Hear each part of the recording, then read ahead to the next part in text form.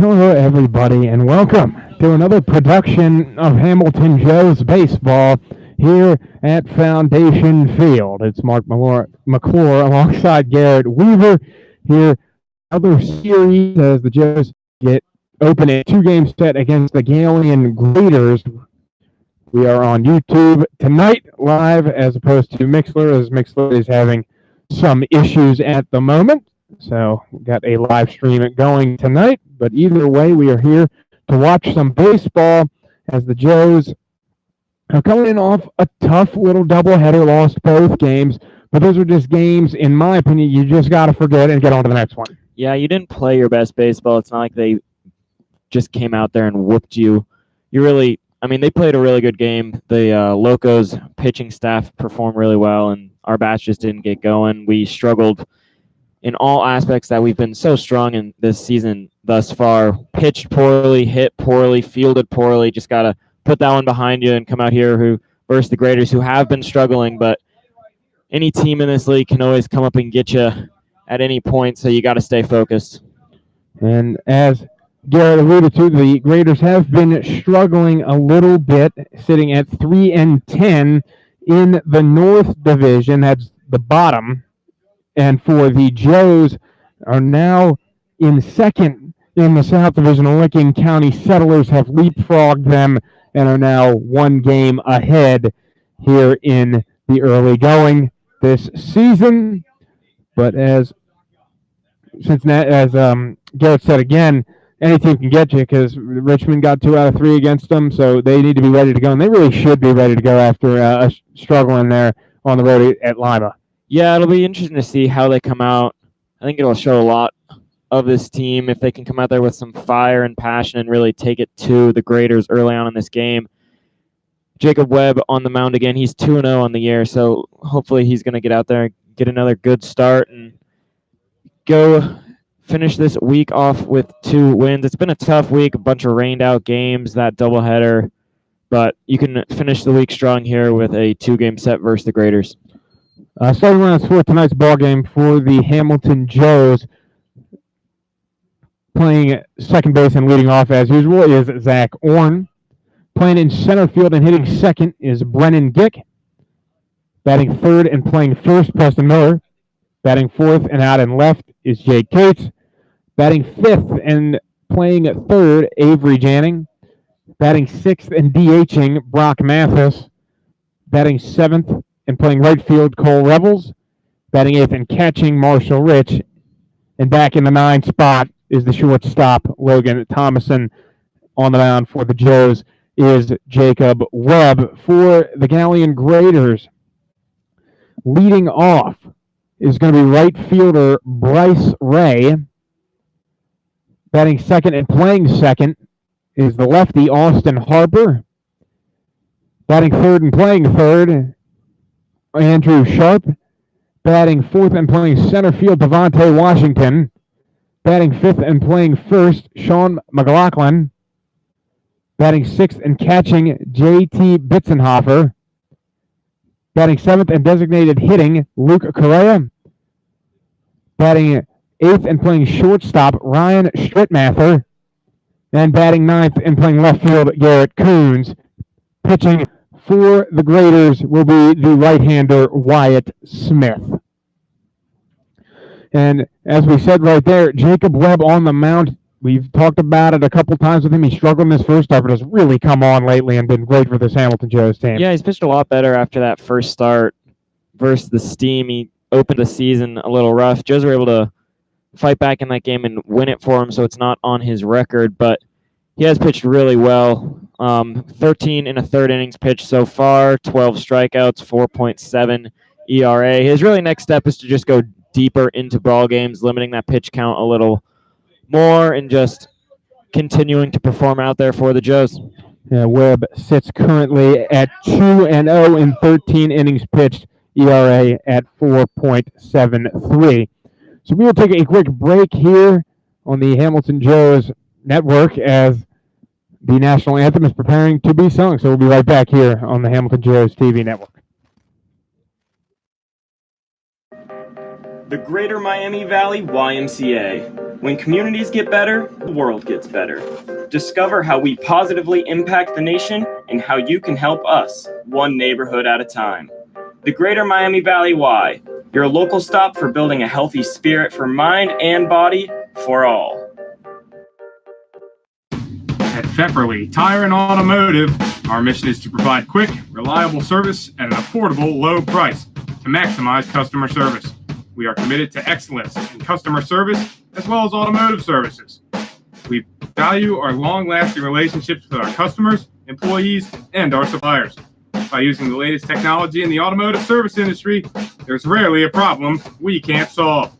We hold ourselves to the highest levels of honesty and integrity to earn and sustain your trust as a loyal customer. Family owned and operated since 1994.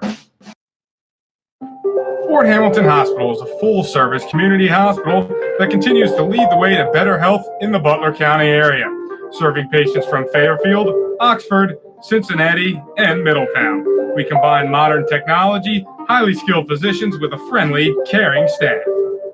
Fort Hamilton Hospital, serving you since 1929 and a proud sponsor of your Hamilton Joes.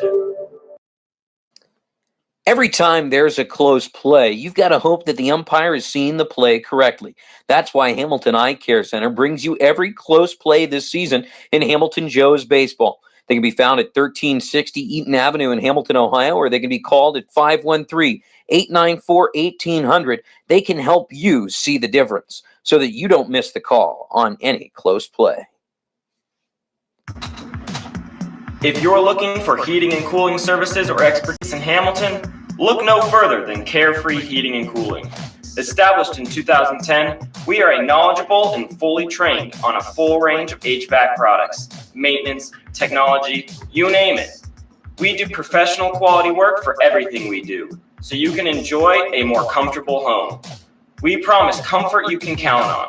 Carefree Heating and Cooling, a proud sponsor of your Hamilton Joes. Come curious and leave inspired. The Fitton Center for Creative Arts isn't just a building, it's an experience. We are a nonprofit community arts organization that has been a part of the Hamilton community for over 20 years. Visit us soon to see what we have to offer. Learn something new in one of our art classes or workshops that are open to students of all ages. Be enthralled by extraordinary musicians, actors, and dancers at one of our live performances. Stroll through our remarkable art galleries or reserve one of our diverse venues for your special event. Become a part of the Fitton Center and redefine the way you experience the arts in Hamilton.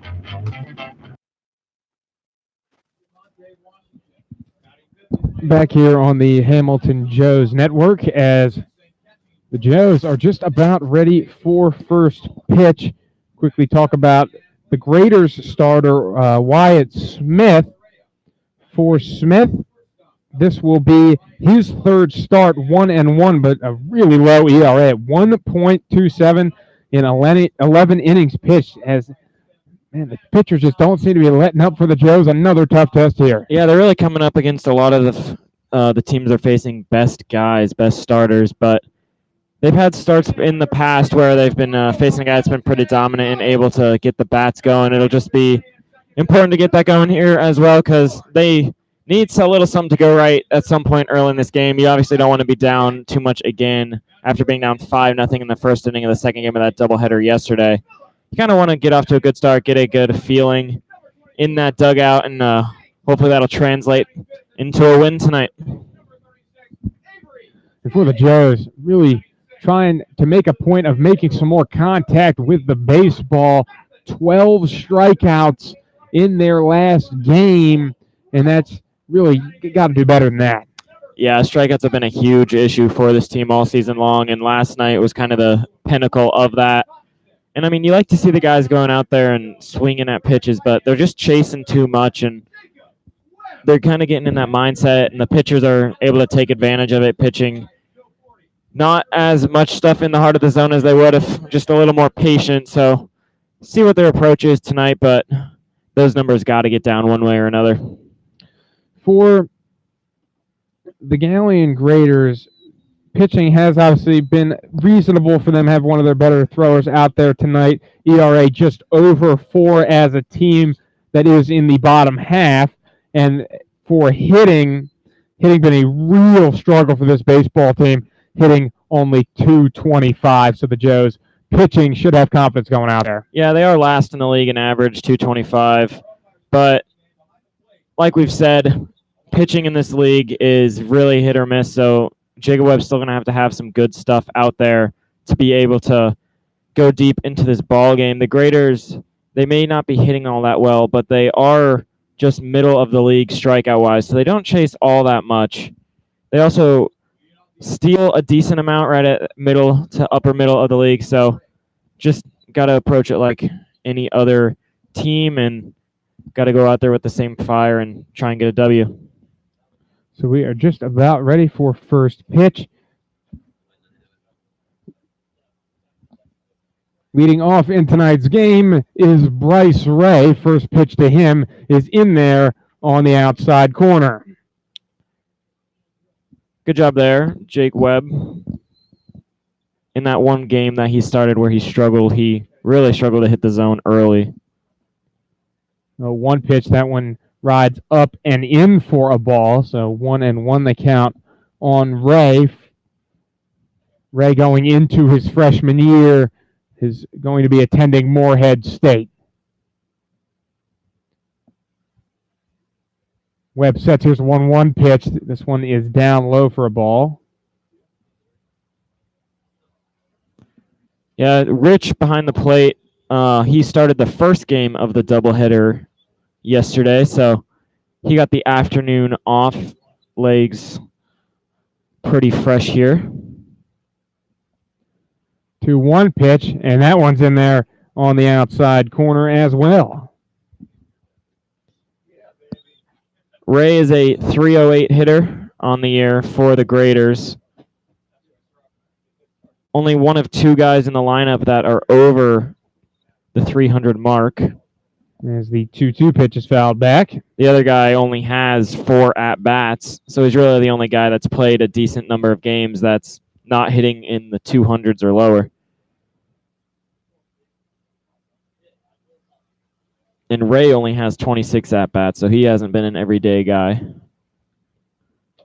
2-2 pitch to him. This one hit high in the air behind the plate. Marshall Rich going over, but that one will go over the protective netting. Yeah, it's a good job there by both Ray and Webb. Webb hit the spot he wanted to, but Ray was just able to fight off the tough 2-strike pitch.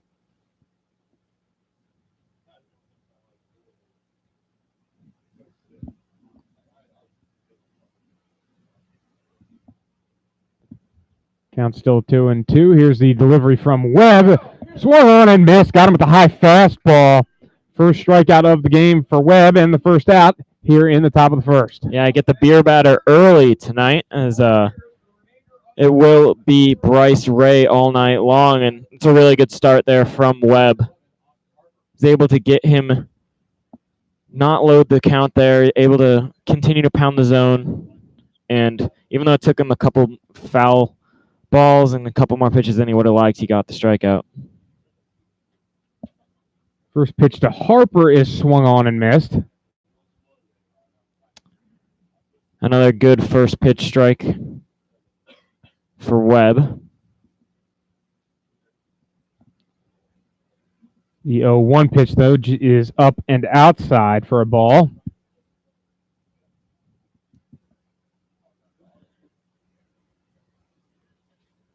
Harper, a .205 hitter on the year. Has walked 8 times. And the 1-1 pitch to him is swung on and missed.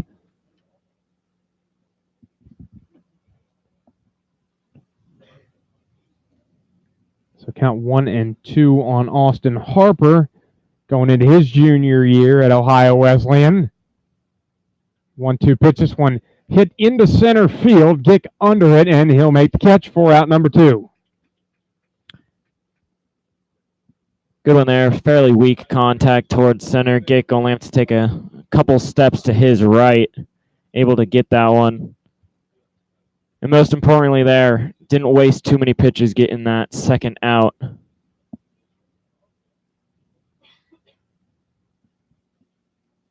And now it will be the third baseman, Sharp, stepping in. First pitch to him is outside for a ball.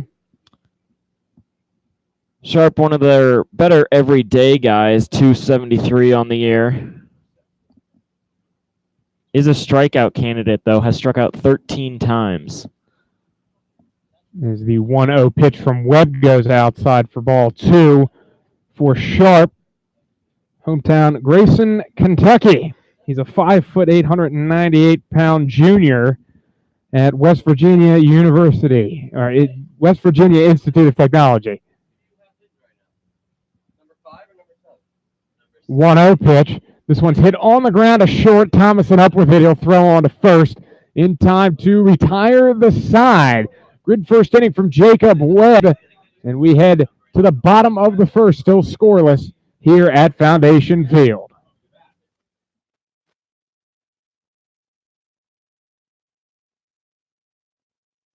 Your AAA store has moved to a new location in Hamilton.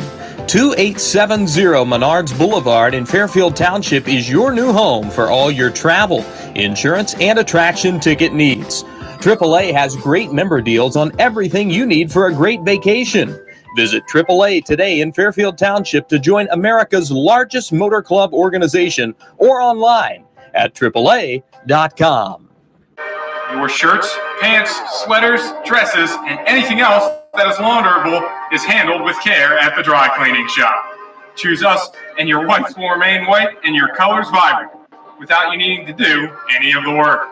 You can rely on us to help you look professional at the office or great for your night on the town. Have items that you need altered? We can take care of that too. Visit one of our 3 locations in Hamilton, Westchester, or Cincinnati to handle all of your laundry needs. At Smoothie King, we believe the best ingredients come from nature. That's why we keep adding more whole fruits and vegetables to our smoothies to help you get more out of every sip. At Smoothie King, we've added real whole raspberries bursting with fresh, crisp flavor just in time for summer. Try an angel food raspberry or Greek yogurt raspberry smoothie for a limited time only. Enjoy whole raspberries at any of the 8 Cincinnati area Smoothie King locations. Smoothie King, smoothies with a purpose. Proud partner of the Hamilton Joes. Bridgewater Falls offers guests a unique shopping experience with more than 30 shopping destinations, including Target, JCPenney, Ulta, Best Buy, Michaels, Dick's Sporting Goods, and many more. Bridgewater Falls also has a wide variety of delicious dining destinations, from burgers to pizza to sushi. Experience all the flavors of Bridgewater Falls. Back here from Foundation Field, Mark McClure and Garrett Weaver. Jacob Webb with a good top of the first. We are here now in the bottom of the first as the Joes try to get the bats going.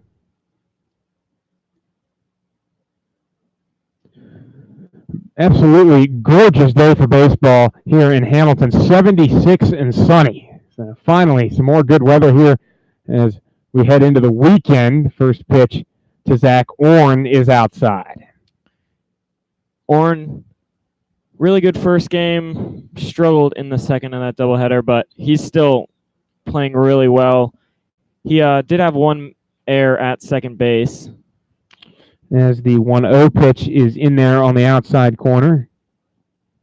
He did have one error at second base, but other than that, he had a pretty solid fielding day, I guess, 2 games.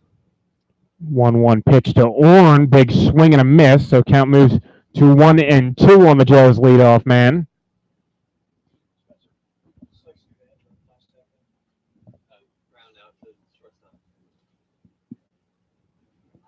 Orn steps back in. Smith comes set, and here's his delivery. That one is upstairs for ball 2. And is Don Hammond going to be calling balls and strikes tonight? We've seen Hammond before, so it'll be interesting to see if he's got a similar zone, and Kimbrough will be on the bases. 2-2 pitch. This one is fouled off down the left field line. So count will remain at 2-2 on Zach Orn.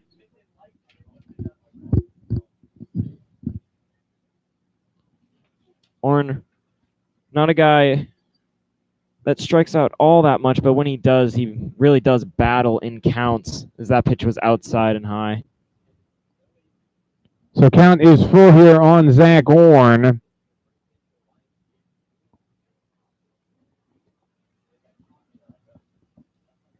Here's the payoff pitch from Smith, and this one is hit foul again down the first base line. Yeah, Smith, as we talked about earlier, is pitching really well, that 1.6 ERA. In the 11 innings that he's pitched, however, he does only have 4 strikeouts, so he doesn't strike out batters all that much. A lot of contact, a lot of ground ball outs. 3-2 pitch, this one downstairs, ball 4. Great job by Zach Orn working another walk. Yeah, Orn doing just a really good job in that leadoff spot these past couple games, just getting on base. And as we have talked about in previous broadcasts, early in the season he was kind of hesitant on the base paths, but with his speed, he's kind of figured it out, and he's been swiping a lot more bags as of late. So Brennan Gick will step in. He had produced the only run for the Joes in their 9-1 defeat. This one is ripped down the right field line, but foul. Yeah, Gick hit an absolute monster shot to right field in that game 2, but unfortunately that was the really only thing the Joes had going for him all night long. See if he can continue the power here, as that ball was barreled, but foul. The 0-1 pitch, this one outside and low for a ball, so count moves to 1-1 on Gick.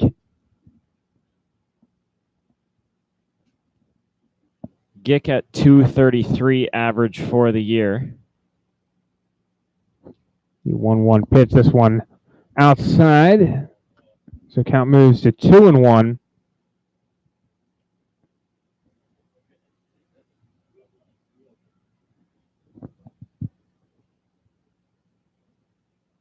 Smith comes set, checks Orn at first, and here's the delivery. This one outside as well for ball 3. Good job here by the first 2 batters. Orn really working back into the count, getting it full and getting the walk here. Gick getting a 3-1 count. 3-1 is oftentimes when you see the best pitch to hit. So I'm sure he has the green light. Third baseman is in, and the 3-1 pitch will be outside. Ball 4, so back-to-back walks for the Joes to start off this ball game. And they got something going here with Preston Miller coming up. Yeah, Preston Miller, who kind of had an uncharacteristically bad series in that doubleheader, but still hitting at 333 with 12 RBIs, but he's been striking out a little bit more recently. Just needs to, as has the whole team, but just needs to continue to limit those as he was early on.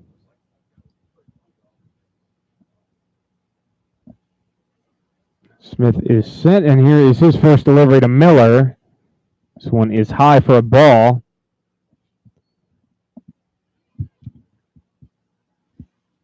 And they're really making Smith work. He's got 14 pitches. Only 5 of them have been for strikes, so definitely need to keep up this patience at the plate. The 1-0 pitch does drop in there on the outside corner. And credit Smith there. He went to a breaking ball to find the zone. That's an important pitch for him. Coming off the walk, first pitch ball to Preston. Needed that strike. 1-1 pitch. This one outside for ball 2 for Smith going into his sophomore year at Lake Erie College.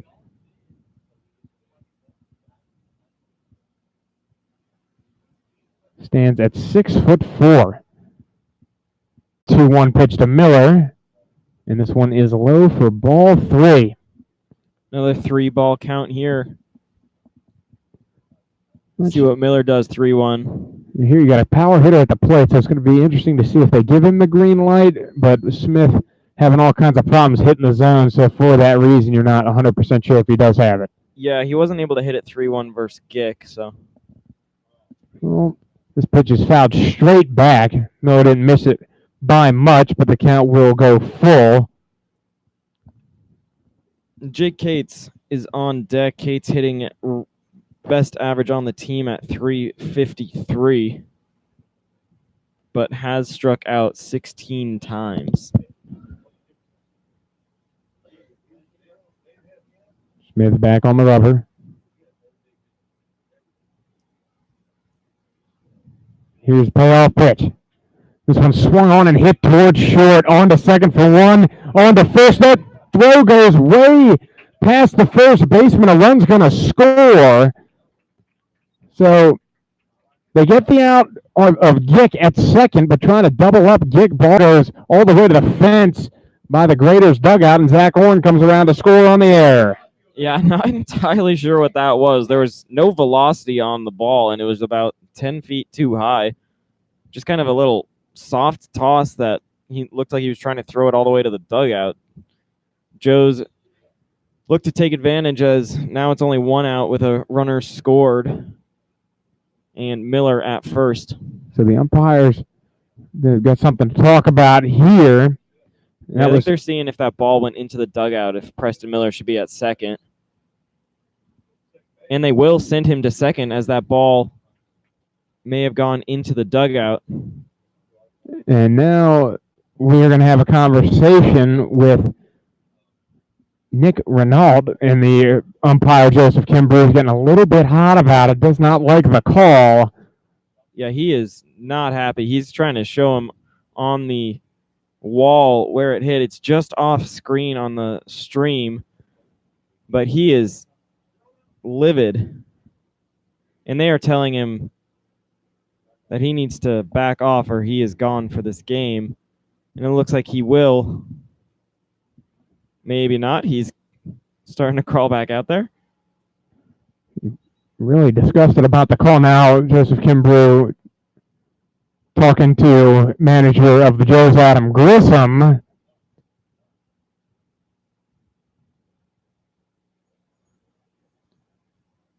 So Preston is on second base.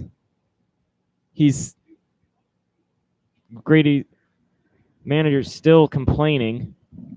And home plate umpire Don Hammond trying to talk to him about it, that the ball did in fact go into the dugout.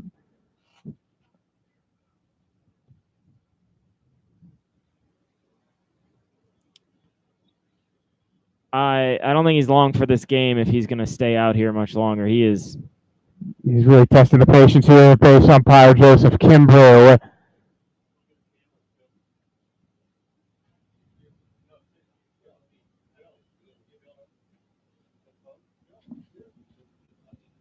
So the conversation continues. I've never seen a guy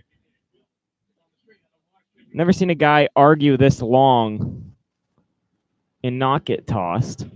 Yeah, he's really trying to plead his case here for one base. It's not like this is a game-changing decision here. Bottom of the first inning, you get a guy from first to second. Yeah, it's not like this is the call that's going to allow a run to score.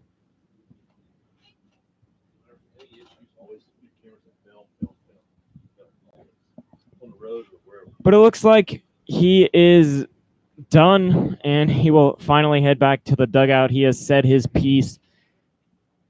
And so it will be Jake Cates with a runner at second. One out, one running has already scored. So after all that, Preston Miller is still awarded second base. And now Jake Cates is up. First pitch to him is in there on the outside corner.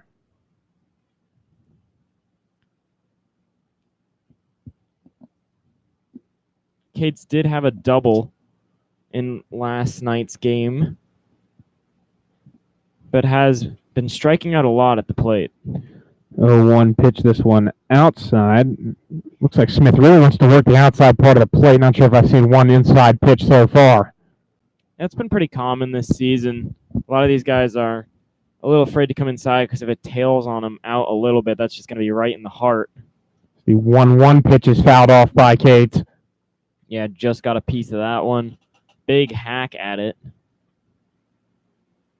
Swinging out of his shoes.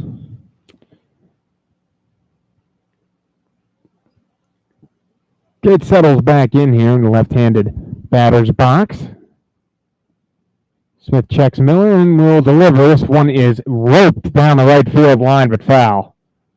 Yeah, just a little early on that one. The soft breaking ball, Cates just got his hands through a little quick. And Miller at second does have pretty good speed. A lot more better speed than you would think coming from the first baseman, especially from a power hitting first baseman. Count still at 1-2 on Cates, but there will be time taken.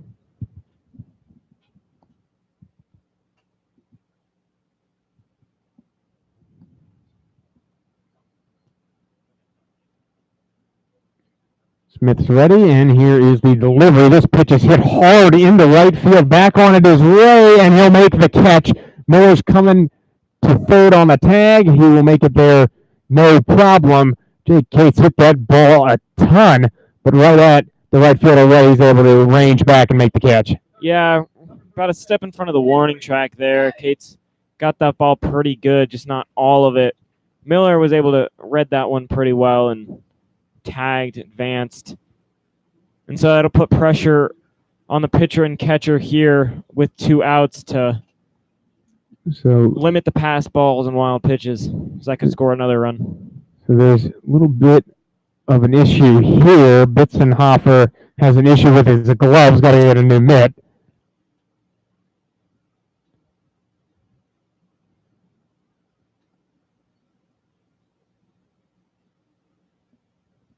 Yeah, it looked like some of the webbing on his glove may have come loose there.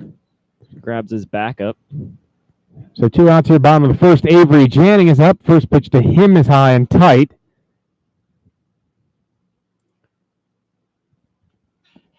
Janning moving up one spot, usually in the 6th hole, hitting in the 5 hole today with Ryan Thompson getting the night off. As the 1-0 pitch to Janning is in there for a called strike. For Janning has come on a little bit lately. He struggled last week, but the series against the Lima had a really good game in the first game, particularly as the 1-1 pitch is hit hard to left field. That's going to drop for a base hit. Preston Miller scores, and it's a 2-out RBI single for Avery Janning.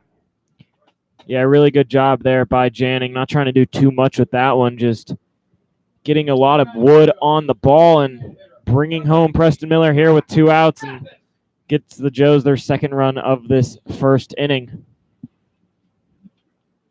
So one of the newest Joes, Brock Mathis, will step in. His first game was the 2nd game of the doubleheader. He went 1 for 3, single and 2 strikeouts. First pitch to him is up high. Yeah, first 2 at-bats for Mathis. Not the best. First one was 3 pitches, 3 massive hacks on it. Didn't get the ball, struck out. Second one struck out on 4 pitches.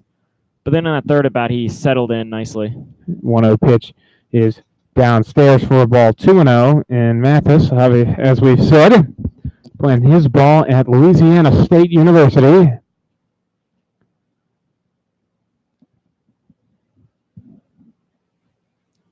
And he'll be hit. Inside there, pitch went a little bit too inside there, and Mathis will get a free walk down to first. Yeah, Mathis not afraid to wear that one. He's seen some a little faster pitching, you could say, in that SEC. So these pitchers here in the Great Lakes League coming in at most, a lot of guys in the mid to upper 80s with their fastball, not scaring Mathis as he will gladly wear that one to get on base.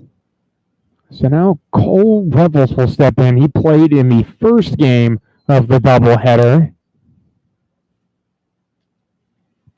Revels has struggled a bit. Went 0 for 3 in that game. It looks like Mathis is just making sure he stays a little loose, as ball may have got him right on some muscle. But it looks like he's going to be all right. So Mathis is at first, Avery Janning over at second, Cole Revels at the plate. Joe's already with 2 runs across in this inning, the bottom of the first. First pitch to Revels is upstairs.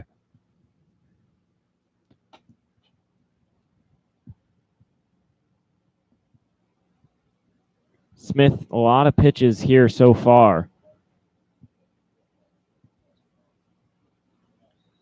Not what he was looking for coming into the start. 1-0 pitch is a breaking ball that drops right in there for a called strike. It's already 32 in the first inning. Still more balls than strikes, 15-17.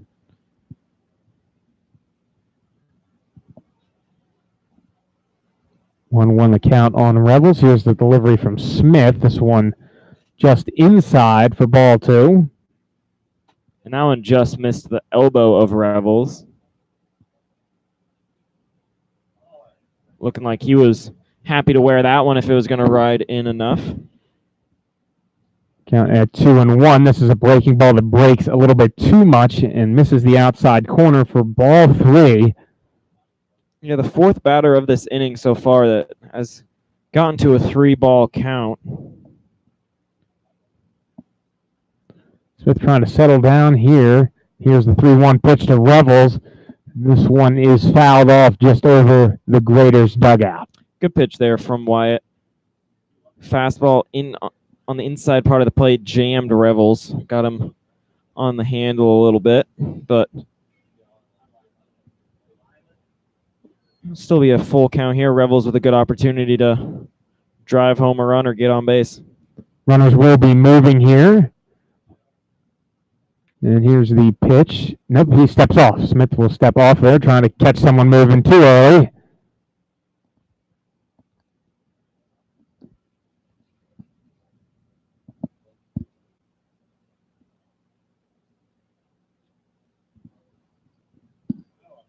Smith comes set, checks Janning at second. And here's the payoff pitch. This one is swung on and fouled off.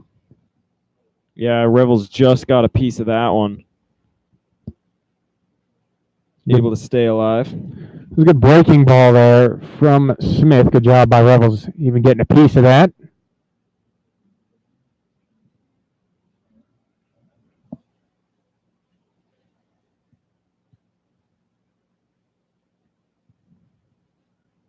Payoff pitch again. This one fouled off again by Revels. Staying alive, making Smith work for it. Yeah, and getting the already high pitch count even higher. Now 19 strikes and 19 balls thrown in this first inning. 38 pitches is not exactly what you're looking for coming into your start in the first inning of work. Another playoff pitch. This one's looped into right field for a base hit. Avery Jannings coming around third. He's going to score. Holding at third is Matheson. It's an RBI single for Cole Revels. Really good at bat there from Cole Revels. Fought off some tough pitches. Finally got one he could handle. Didn't try and do too much with it. Hit it into right field. And got the RBI, his 4th of the year. And the Joes doing quite a bit of damage here. Continuing to with 2 outs as Marshall Rich stepped to the plate, who's had a pretty hot bat these last couple games. Yeah, we saw a big double in that first game of the doubleheader. Also laid down another bunt single as he has had a few of those, 3 in the last 2 starts that he's had. First pitch to Marshall is in the dirt. Mathis almost running into trouble there, getting caught too far off the bag at third.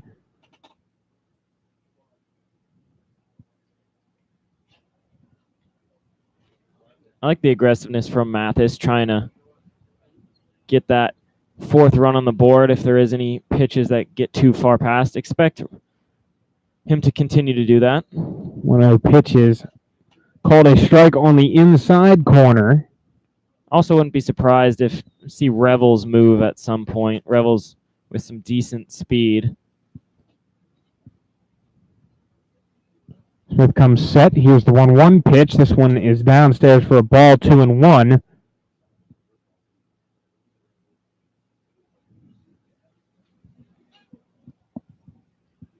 Marshall, a very patient batter, likes to find his pitch. He's got that average up to 238, which is a really great job. This one hit on the ground to third. Sharp is up and throws on the first in time to get Marshall, but the Jays put up 3 runs on 2 hits, and we head to the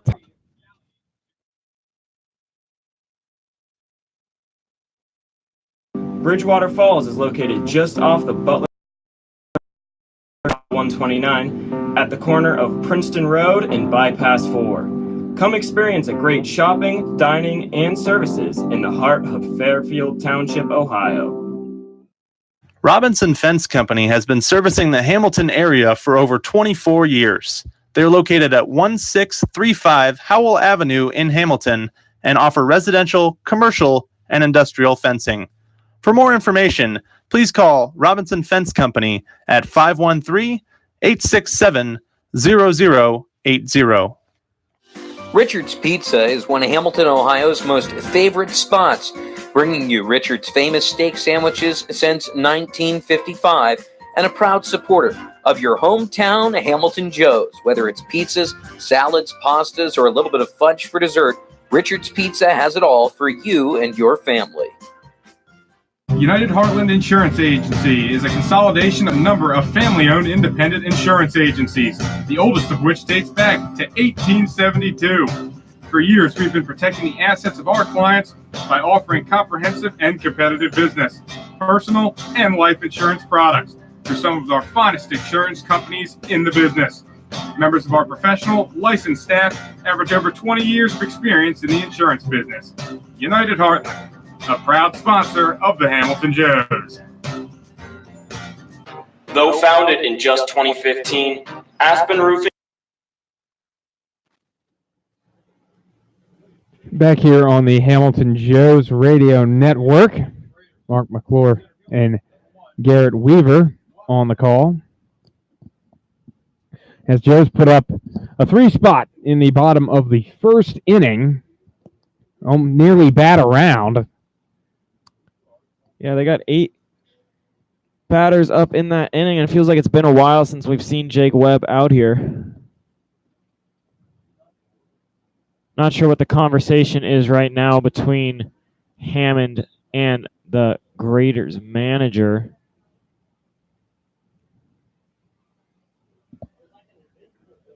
I'm not sure really what this could be about. He's holding a baseball and looking at it like there might be something wrong with it. I don't know what's going on. So now the umpire's headed over to talk to Joe's manager, Adam Grissom. See what the conversation is here. This is where a dugout microphone would be nice. Be interesting to see what this is all about. Or maybe a mic on Hammond. Still not sure what this is about. Appears to be pretty civil at the current time. Yeah, I don't think it's anything too big of an issue.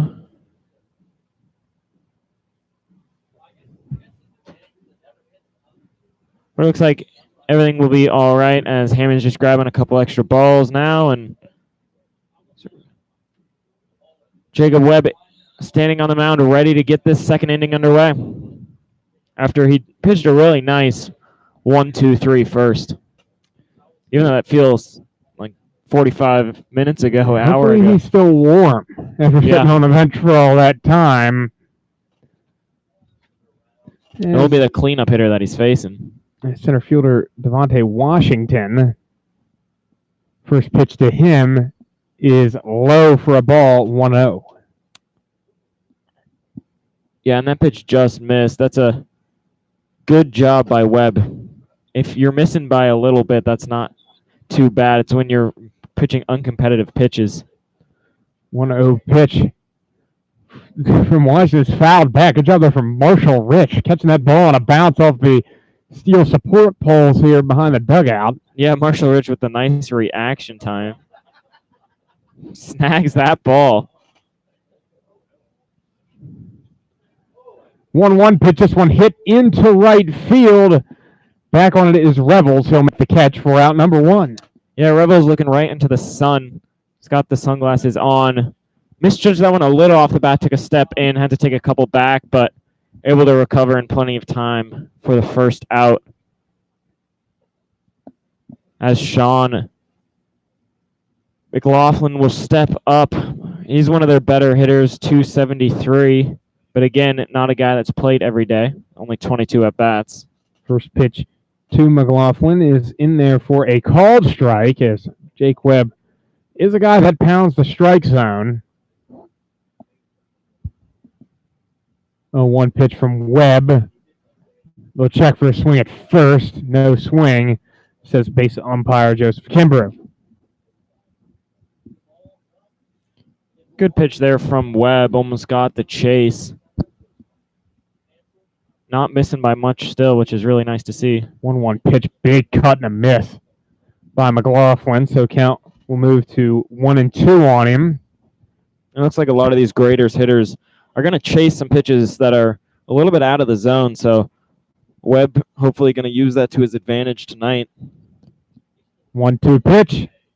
Just outside for ball 2. Good pitch, though, from Webb. That's a good spot there on a 1-2 count. Yeah, it's a really good spot with the chase that he got on that previous pitch. That one, a competitive right pitch right outside the strike zone with only one ball going into it.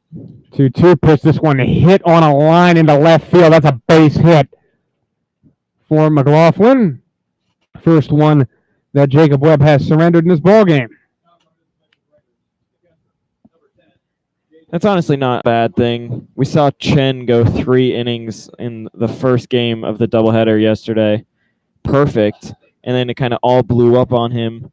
Getting a first hit, getting kind of that no-hitter out of the mindset out of the way after you've shown really good stuff is honestly sometimes better. You don't have to focus on that. You can just focus on making the pitches to get the outs you need.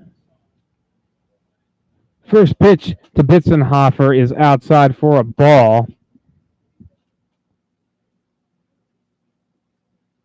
Bitzenhofer only 5 for 24 on the year. Struggle a little bit so far. 1-0 pitch, that one downstairs as well. 2-0 for J.P. Bitzenhofer. He is a 6'2", 200-pound junior. Plays his college baseball at the University of Cincinnati.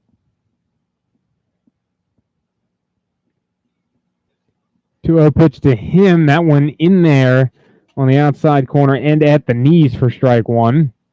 Yeah, Webb really looking at the bottom of the zone here versus Bitzenhofer. See if he tries to go off speed here or maybe change the eye level. 2-1 pitch. Another great pitch right on the outside corner for Webb. Count moves to 2-2 on Bitzenhofer. McLaughlin out there on first kind of dancing around trying to get in Webb's head, but with Rich behind the plate in his arm, I don't think Webb's all that worried about a steal. 2-2 pitch. This one swung on and missed for strike 3. Webb with his second strikeout of the game. That's out number 2 here in the top of the second. It's a really good job. Fell behind in that count 2-0. Able to work his way back to the strikeout, not even working the count full. As that will bring up Luke Correa. Correa only his 5th at-bat of the year. First pitch to him. That one inside for ball 1. Correa, left-handed swinger going into his sophomore year at Mercyhurst College.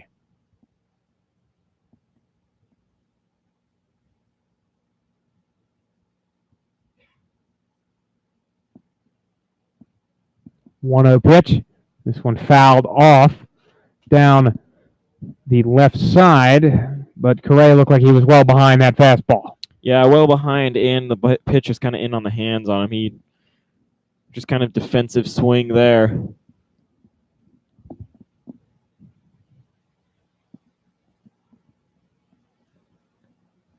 Webb comes back set. He'll check on McLaughlin at first. Yeah, Webb doesn't have the best move, and I don't think he should really be too worried about the runner. Just focus here, 2 outs. Focus on Correa. Count at 1-1 on Correa. He takes a big cut at this one, but misses. So count moves to 1-2.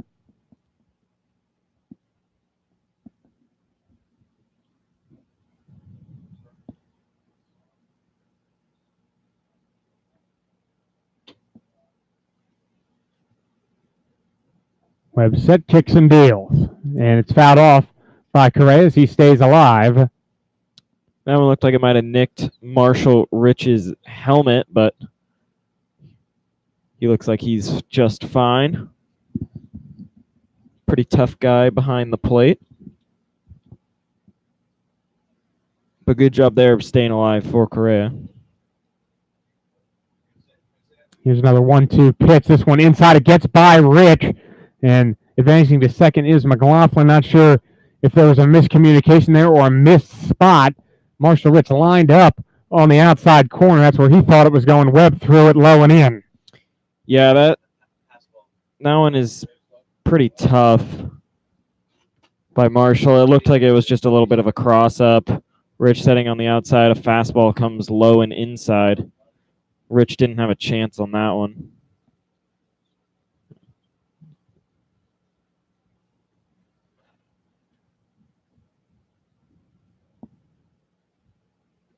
Here's a 2-2 pitch. This one hit right at the shortstop Thomason. He makes the easy catch.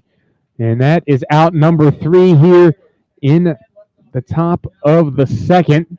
Still no runs given up by pitcher Jacob Webb. We head to the bottom of the second. Joe's still leading 3-0 here at Foundation Field.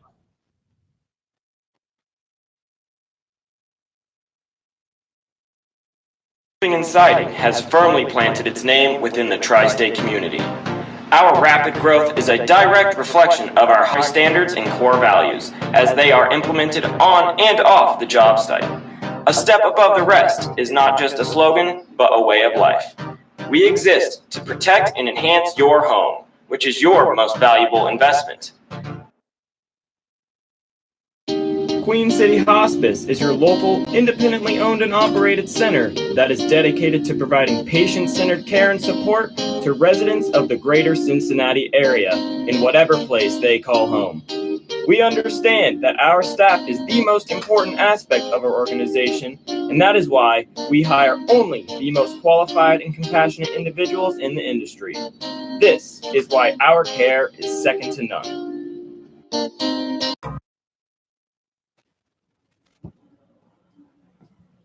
Back here on the Hamilton Joe's Radio Network, Mark McClure and Garrett Weaver.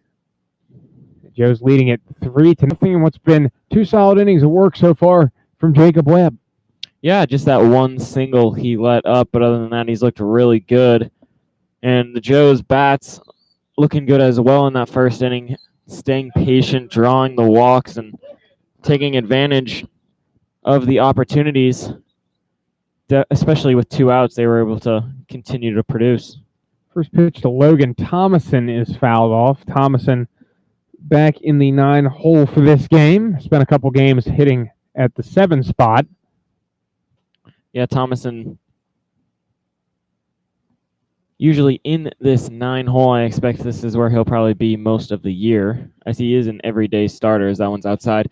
He is an everyday starter with his defensive ability at shortstop. But he has got the bat going a little bit more as of late. Average up to 217. 1-1 pitch to Thomason. This one hit in the air in right field. Coming in on it is Ray. Ball does drop. Ray got his leg caught in the fence over on the right field side. Yeah, he needed about another 2 feet on that one to probably have enough room to make a play. But Thomason will stay alive here. See if he can make something happen with 2 strikes.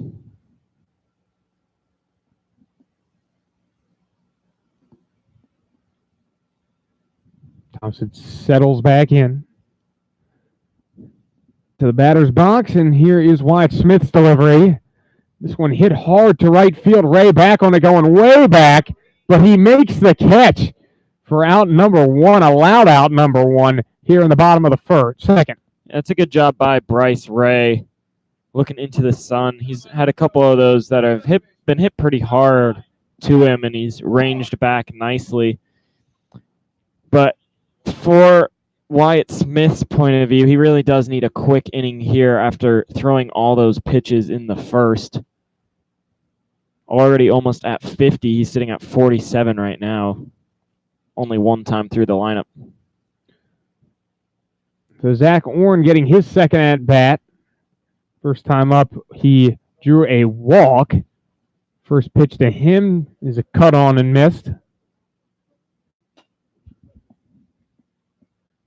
Yeah, Orn came around to score in that first inning.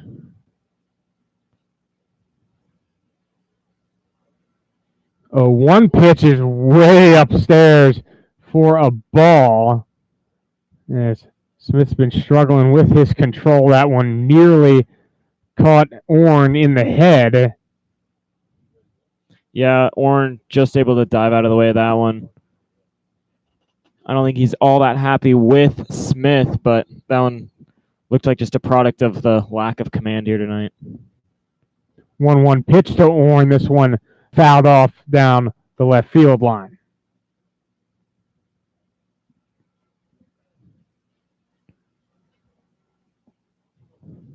Orn a pretty good two-strike approach. Doesn't try and do too much with it.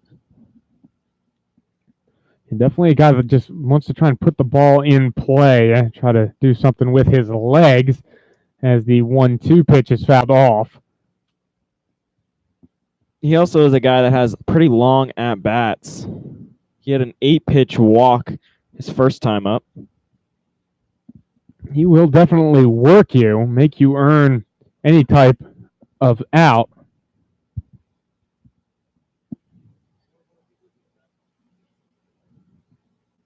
One-two pitch. This one well outside for a ball. 2-2. Yeah, that one looked like a breaking ball he didn't get over top of. Stayed outside and didn't really have all that much break to it. Here is the 2-2 pitch to Orn.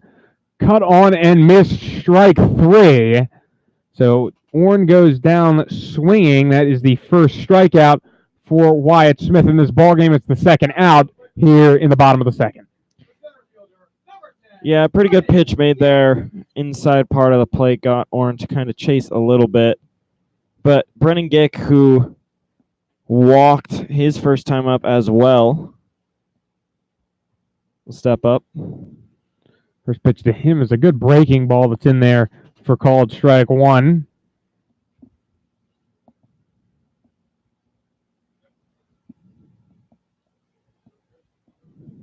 One pitch to Gick. This one just outside for a ball. 1-1.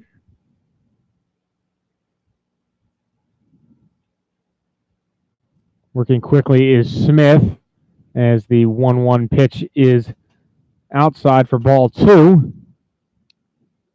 Yeah, Smith works a lot quicker when there's no one on the bases than he did in that first inning. As here comes the 2-1 delivery. This one is low for ball 3. Gick with another 3-1 count here. Drew a walk first time.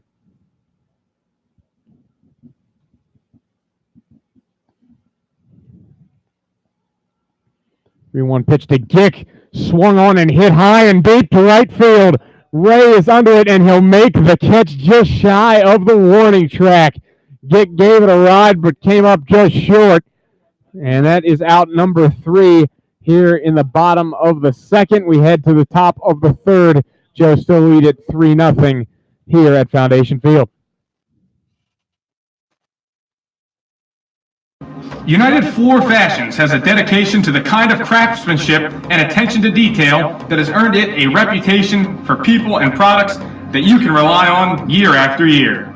United Floor Fashions, people you can trust, products you can rely on, prices you can afford, and installation that's unsurpassed. Customized vehicle and car wraps from luxurious wraps will have you zooming past your competition. From full color wraps and window graphics to magnetics and vinyl lettering. Our team of professionals will work with you to determine the best and most cost-efficient solution to turn your company vehicle into a high-impact advertisement. Located conveniently at 202 North 3rd Street, Neil's Famous Barbecue serves Hamilton's best Southern-style barbecue. Come into our downtown location Monday through Saturday and enjoy our award-winning all-purpose sauce. For groups of any size, we cater. Call us today at 513-737-2783. Neil's Barbecue, proud partner of your Hamilton Joes.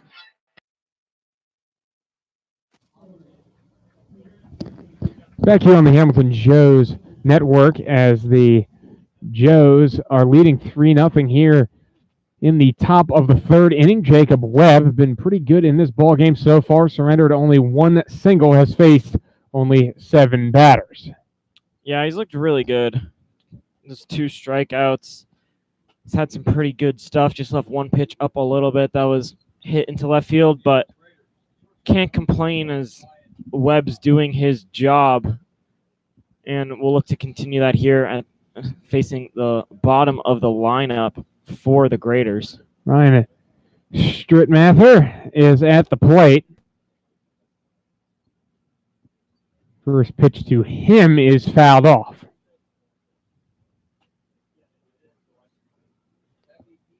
Strittmather struggling on the year. He is an everyday guy, but he's hitting 190. 0-1 pitch. Big cut miss. For strike 2. Strittmather is in the hole here. He will try to protect the plate here as Jacob Webb commanding the strike zone, and the 0-2 pitch is fouled off. Yeah, Webb not only commanding the strike zone, now 24 strikes to just 12 balls, but only 36 pitches, which had been a struggle for him pitch count-wise. That's why he hadn't been really able to go deep into a game. But if he can continue getting a lot of strikes and not too many pitches as that ball's low for ball 2, if he can continue that, expect Webb to be deep into this game.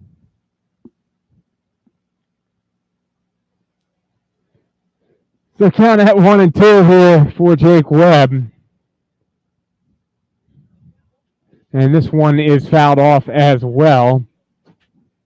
Some shenanigans in the crowd. Mr. Red is in attendance, the mascot for the Cincinnati Reds, egging on a fan to chug a beer. Good old fun at Foundation Field. Webb said here's the 1-2 pitch. Swung on and missed. This one goes back to the backstop, so Strittmather's going to get in there without a problem. So unfortunate there for Webb. He gets his 3rd strikeout of the game, but the runner does reach on the wild pitch. Yeah, Strittmather chasing a pitch that was just in the dirt. I think that might have gone right off the plate. Low bounce, tough one for Marshall. And he'll be the leadoff runner on for the first time in the game for the Graders. And now stepping up for them will be their 9-hole hitter, left fielder Garrett Coons. First pitch to Coons is downstairs, ball 1.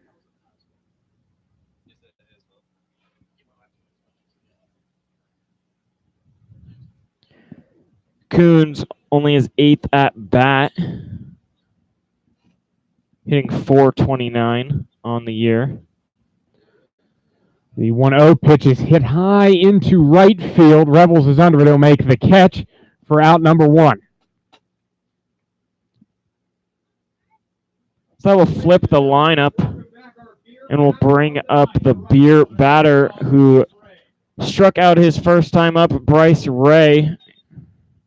Ray, after that strikeout, is really the only guy in this lineup that's an everyday guy. Hitting even close to 300, but he just dropped below it now at 296. Webb will check at first on Strittmather, but he's back in safely.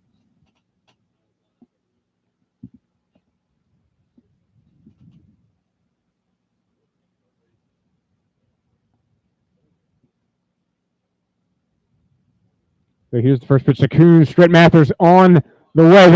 This throw down is way upstairs as Logan Thompson thankfully was backing that one up and keeping it from going into center field. Yeah, that ball sailed on Marshall Ridge. Zach Orn unable to jump and get it. Was kind of taken out there on the slide, unfortunately, but he looks like he's all right. Yeah, good job by Logan Thomason knowing where he's supposed to be on that, backing up the play, keeping that runner at second, not letting him advance to third. So it will be a stolen base for Strittmather.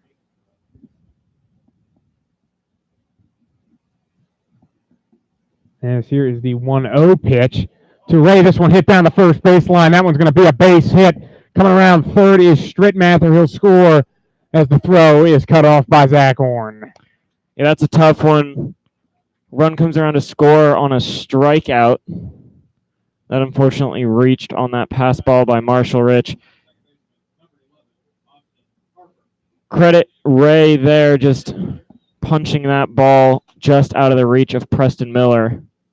But Webb is still in command of this game if he can settle in here, looking for a ground ball from Harper, who's 0 for 1. And first pitch to him is in there on the outside corner for strike one. Harper flew out to center field his first time up. Webb will check over at first on Ray, but he's back in safely.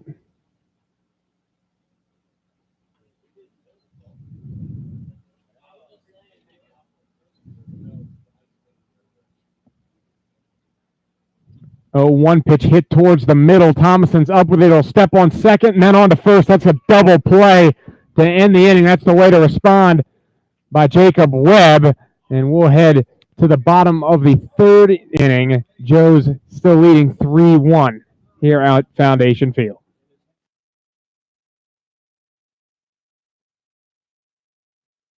M&G Body Shop is your one-stop shop for car repair. Woman-owned and family-operated collision repair center. They can be reached at 513-851-9056 or can be found online at mgbody.com. A proud sponsor of the Hamilton Joes.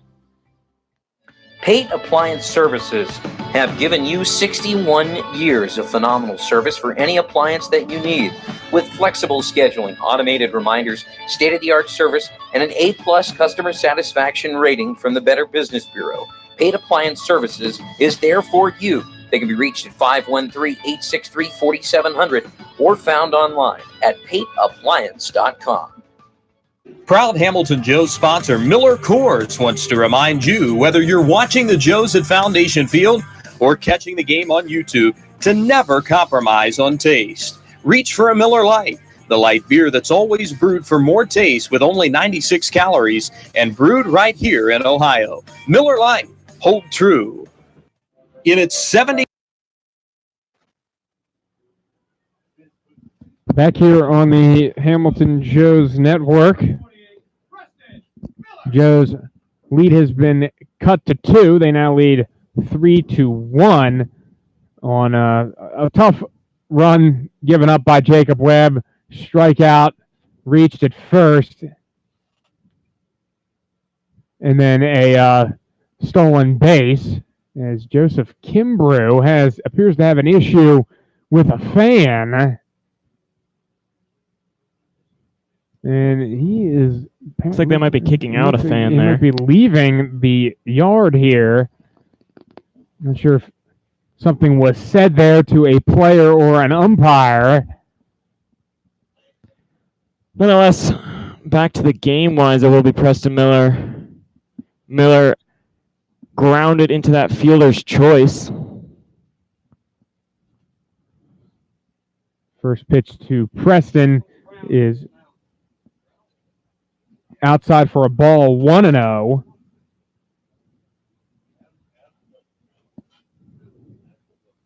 Pitch to Miller. This one downstairs, so count moves to 2-0 on Miller. Wyatt Smith still on the mound. He had a good second inning, but now here behind Miller, 2-0, as this one inside nearly got Miller, so count moves to 3-0 on him.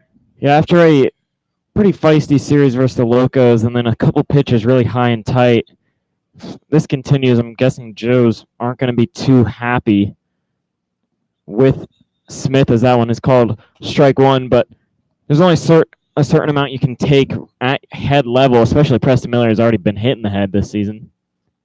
3-1 pitch, that one in there on the inside corner, so credit to Smith for working his way back into this count from 3-0, now has gotten it back full.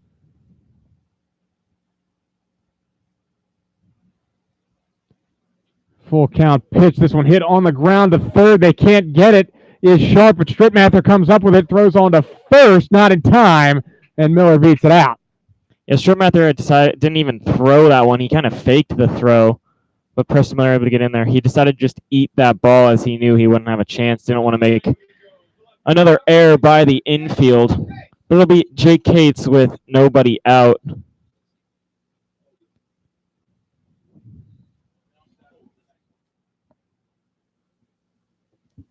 So Jake Cates will step in with a runner on first. This one is hit hard down the left field line, but foul. Hits off the right here at Foundation Field. Yeah, Cates gave a ball a bit of a ride, but flew out to deep right field in that first in bat. Preston Miller, good to see him get a base hit there, as he did reach in the first inning, but as we said, it was on that fielder's choice. So 1-0 pitch. This one also given a ride out to right field, but Ray is right there again, and he'll make another catch. So 2 bombs hit by Jake Cates, but right at the right fielder, Ray. Yeah, Cates has hit the ball well 2 times, just unable to not find Ray out there. Ray has got a magnet in his glove, been pretty active in right field. Already got 4 putouts on the game out there in right. Now it will be the 5-hole hitter, Avery Janning. First pitch to him is low and inside, ball 1. Janning had the base hit his first time up, RBI single. See how aggressive they are with Miller here. It's not going. 1-0 pitch is downstairs, ball 2 for Janning. Also scored after that single, so pretty productive first at bat for him. Yeah, Janning, who was probably one of the best hitters the first week, had struggled, as we mentioned. But that one is inside for 3-0. So it's good to see him getting the bat going again. You knew it wouldn't be too long of a slump for him. He's just too good of a hitter. So Smith falls behind another hitter, 3-0. This one in there on the inside corner will move it to 3-1.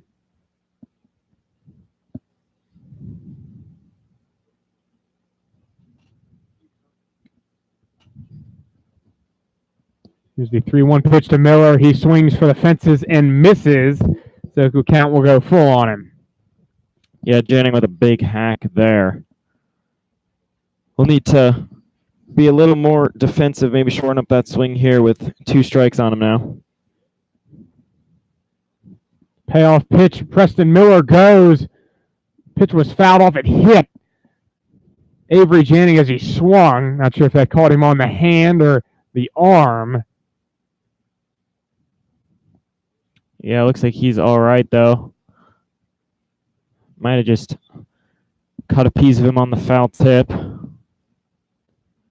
Either way, count still full against Janning.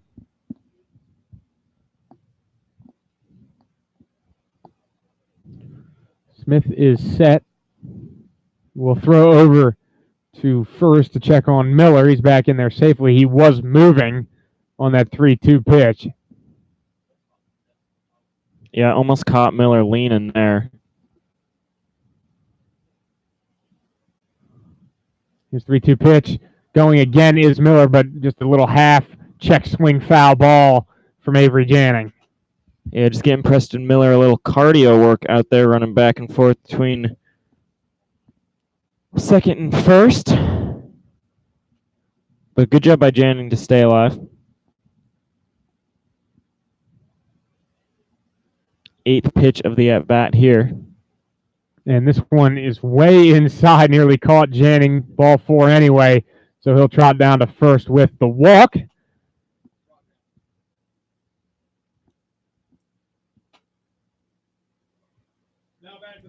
So Only Janning's 4th walk of the season, so it's good to see him staying patient there with the 3-2 count.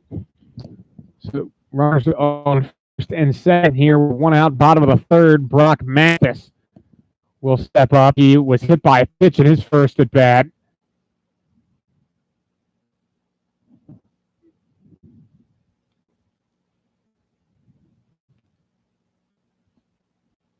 First pitch to him is a breaking ball that is outside for ball 1. Mathis got a lot of pop in that bat, looking for his first RBIs on the season.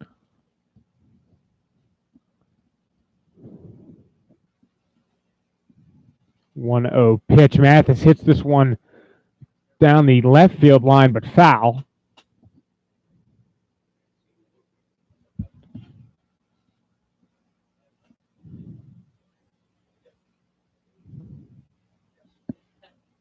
So count is at 1-1 on Joe's DH.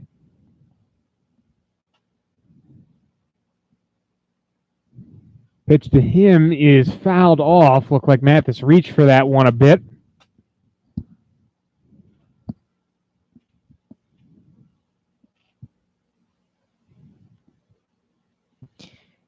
Mathis only his second game in about 20 days.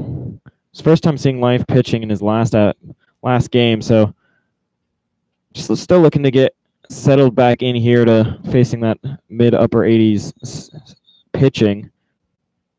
Both runners go. 1-2 pitch is hit high in the air over by first base, and it is caught. Runners do scramble back in time. Ball was caught by McLaughlin.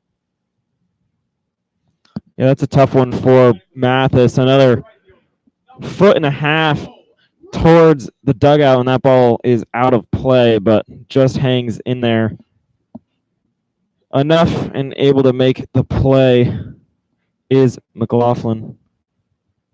So runners still on first and second. Cole Revels at the plate. He had an RBI single his first time up. Looking for some more 2-out runs. First pitch, this one's in the dirt.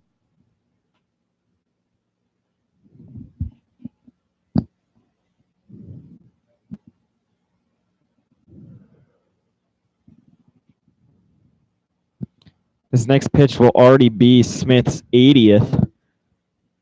Graders do have a little bit of activity in their bullpen. 1-0 pitch to Revels. This one in there on the inside corner. Strike one.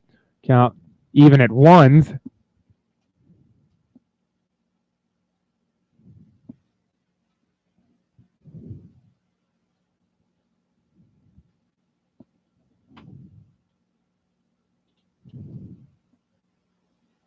One pitch to Revels. Another one in the dirt from Wyatt Smith.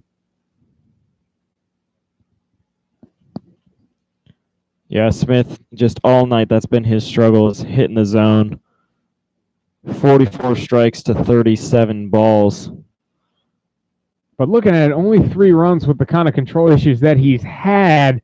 It's actually not too bad, as the 2-1 pitch is low again for ball 3. Yeah, Joseph stranded quite a few runners out there. Squandered a couple opportunities to really blow this game wide open. See what Rebels can do here at the 3-1 count. 3-1 pitch hit on the ground to third. Sharp will just go ahead and tag the bag at third for out number 3. So Joes cannot score any runs here in the bottom of the third, but they still lead 3-1 as we head into the top of the fourth here at Foundation Field. 70th year of operation, All Wealth Federal Credit Union is proud to partner with Hamilton's hometown baseball team. All Wealth is Hamilton's only homegrown credit union, ready to assist with all of your financial needs. Their friendly staff are here to help the residents of Hamilton and Butler County live the American dream. Visit allwealth.org today and see how you can hit a financial home run with Allwealth. At Brown Dawson Flick Funeral Home, we don't just care for the recently departed. We serve those who held them most dearly. Our families have known since 1935 that they can count on our honest and respectful staff to provide only the highest level of service. The kind of service that you can't get just anywhere these days. We invite you to explore our site to learn more about Brown Dawson Flick Funeral Home at browndawsonflick.com, a proud sponsor of your Hamilton Joes. No matter what you're looking for in a gym, Planet Fitness has a membership option made for you. All Planet Fitness memberships enjoy unlimited access to their home club and the support of our friendly, knowledgeable staff anytime you need it. It is our goal to provide a clean, safe, welcoming environment for anyone who walks through our door, and all the equipment, amenities, and support you need once you're here. Planet Fitness, the judgment-free zone.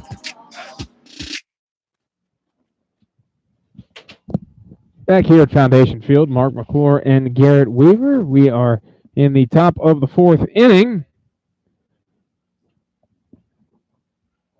First pitch to the batter, Sharp, will be in there for a called strike. Sharp grounded out his first time. See if Webb can get a quick inning here, try and get Joe's back to the plate. That pitch is outside, ball one. But the Joes, their bats have been not that great so far in this game. They do have 3 runs, but only on 3 hits. It's really been the walks. But they've been stranding a lot of runners on base. Should probably have more than a 2-run lead here. 1-1 pitch inside for a ball, 2-1. And it's just really tough for the Joes pitchers when they see that sometimes. You know, Webb giving up only 1 run, but this is still this game, and considering how many people the Joes have left on base, it could be a lot different as the 2-1 pitch is fouled back 2-2. Yeah, this is a game where if the Joes bats are as hot as they were versus, let's say, Xenia in the Xenia series, this game would probably be about 7 or 8-1 right now. They've left more than a couple of runners on base, most of them in scoring position as well, as the 2-2 pitch is fouled off.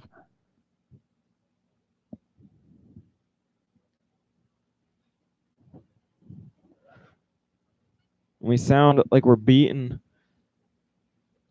the drum here again tonight, but you get 2 strikes on a guy, haven't been able to finish him out without a bunch of foul balls or a bunch more pitches. It's just really been the Joe's biggest struggle pitching staff-wise. 2-2 pitch is hit into center. Gick coming in on it. He'll make the catch.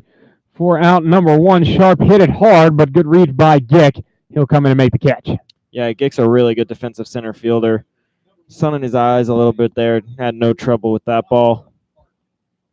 And you got to feel good as a manager when you have a guy like Brennan Gick who you could just throw out there whenever you need him, and he can play all 3 outfield spots, and you know he's going to give you his all out there defensively as Devontae Washington steps into the box, and the first pitch to him rides up.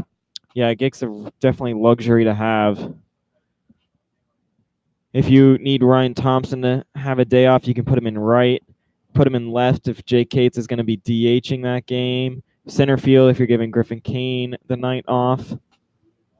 As the 1-0 pitch is swung on and missed. And Gick's working himself into this lineup more and more. Wouldn't be surprised if we start seeing him pretty often, not just in spot starts.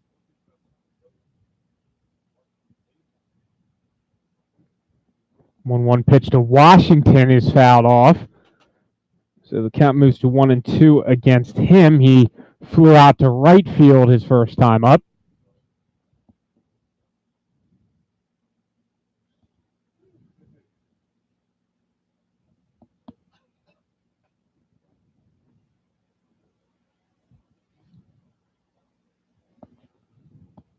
One-two pitch.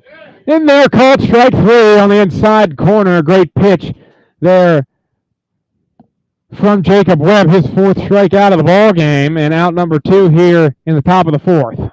Really well located one there. Got Washington looking. Washington knew it too. Went back to the dugout. No complaints from him. It's a big second out here as McLaughlin, who had the first hit of the game for the Graders, steps up. First pitch to McLaughlin is fouled off.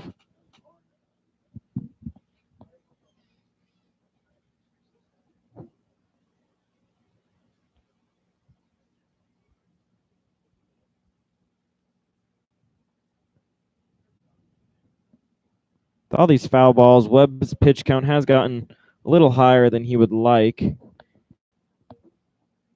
He's approaching the 60 pitch mark. 0-1 pitch hit on the ground. Thomason is up with it. He throws on to first, and it's in time to retire McLaughlin and retire the side here in the top of the 4th. 1-2-3 inning for Jacob Webb. Joe still lead at 3-1 as we head to the bottom of the 4th here at Foundation Field. Ellie Schofield Window and Door is proud to be a returning sponsor of the Hamilton Joes 2011 season at Foundation Field. Ellie Schofield Window and Door is locally owned, offering a wide variety of services from storm windows and storm doors to glass block windows, garage doors, and aluminum and fiberglass awnings. Make sure you stop by the Schofield showroom, located on South B Street in Hamilton, or call us for a free in-home estimate at 513-863-8932. Ellie Schofield Window and Door, a trusted and valued sponsor of the Hamilton Joes. Butler County Mental Health and Addiction Recovery Services, in partnership with the community, is here to provide comprehensive recovery-oriented system of care and prevention. In addition, we continuously improve the quality of life of Butler County citizens through the support of addiction and mental health recovery services. Butler County Mental Health and Addiction Recovery, a proud sponsor of your Hamilton Joes.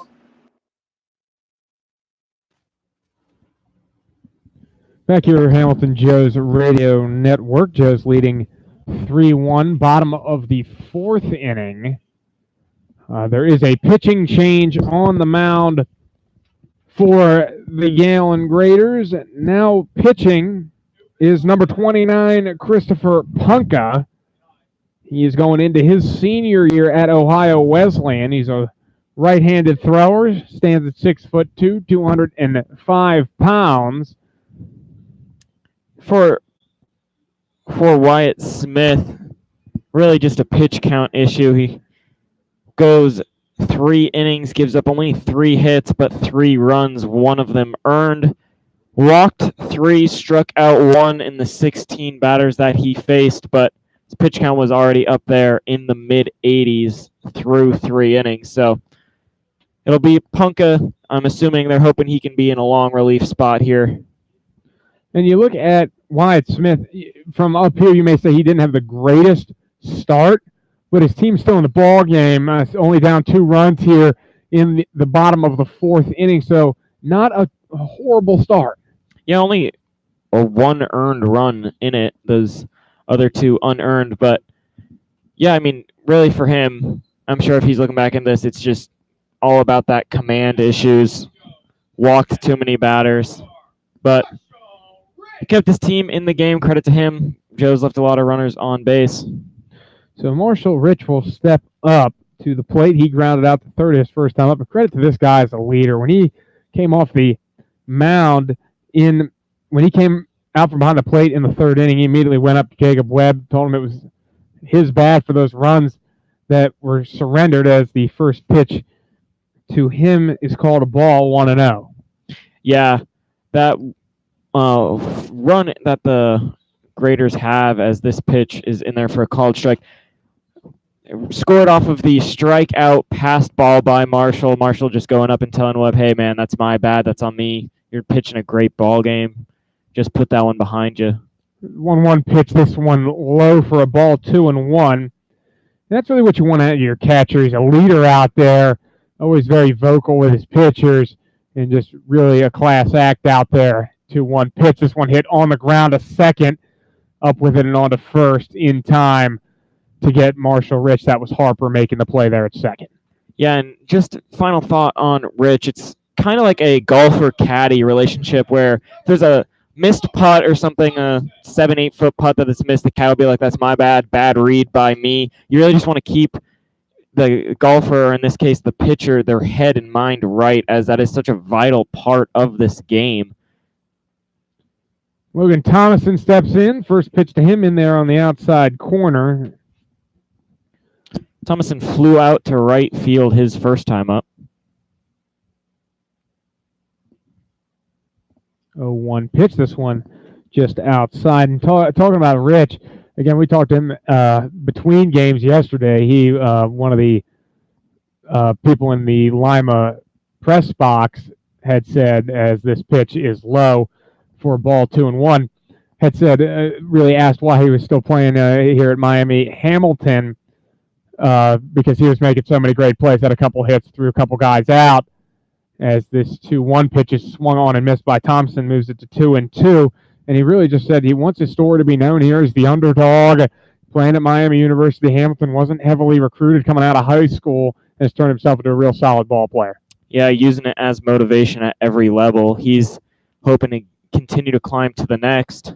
As Thompson hits one on the ground to short, cannot come up with it over there at shortstop, was Strittmather, so Thomason will reach.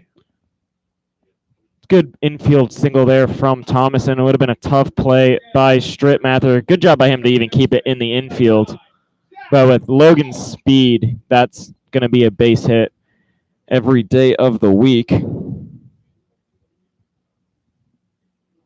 So Zach Orn will step to the plate. He has walked and struck out so far in this game.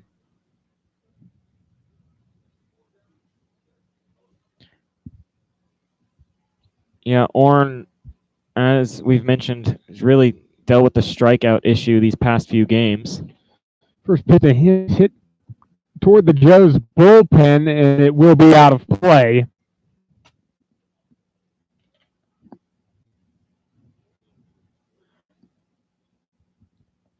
Adam Grissom has not been too aggressive on the base paths yet. I don't think we've seen a stolen base attempt, besides Preston Miller, who tried a couple times but kept getting called back on foul balls.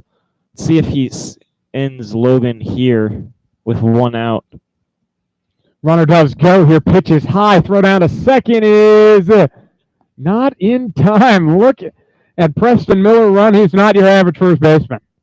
Logan Thomason out there. Logan Thomason. Preston Miller, we were just talking about. Yeah, my bad. I'm sorry. But Logan Thomason, yeah, looks like he might have got caught up a little bit there. The slide was a little short, but able to recover and kind of a little swim move in into the back of the bag, but it was in there in plenty of time. Yeah, my apologies that was Logan Thompson there swiping that bag. Led the Eastern Kentucky team in stolen bases during the season. So Orn, as that pitch was high now, has a 1-1 count with a runner in scoring position, another runner in scoring position for these Joes. This pitch to Orn is outside for ball 2-1. Thompson also a threat to go to third as well. He has that kind of speed. We've only seen a couple third base or stealing third attempts. Marshall Rich had one successful in the first game of the doubleheader yesterday. As the 2-1 pitch to Orn, that's downstairs, ball 3.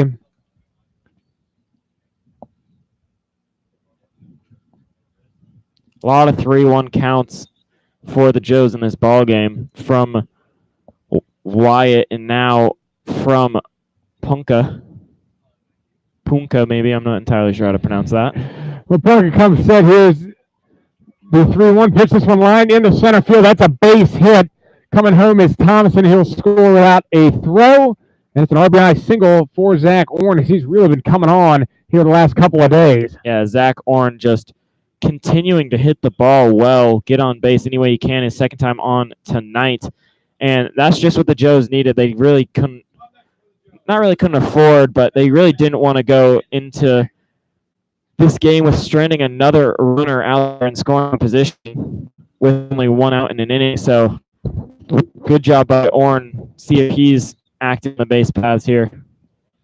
Orn is running first pitch, throw down to second, not in time. Throw came in on a bounce, and it was on the wrong side of the bag. Perfect throw, perfect pitch rather, to throw down high and outside, but unable to make the play is the catcher Bitzenhofer. So another stolen base for the Joes and Zach Orn. That's the aggressiveness that you want to see. Brendan Gick is at the plate. First, that pitch that was stolen on was a ball, and then the 1-0 pitch in there for a strike. So count is at 1-1 on the Joes center fielder.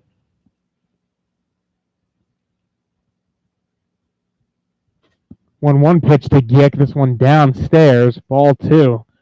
Bitzenhofer really getting a workout there behind the plate, blocking all these balls. Punka came into the ball game 10 innings pitched, an 8.1 ERA with 6 strikeouts in those 10 innings. Punka will step off and look Orn back to the bag. Orn's really been dancing out there, right in the righty's field of vision.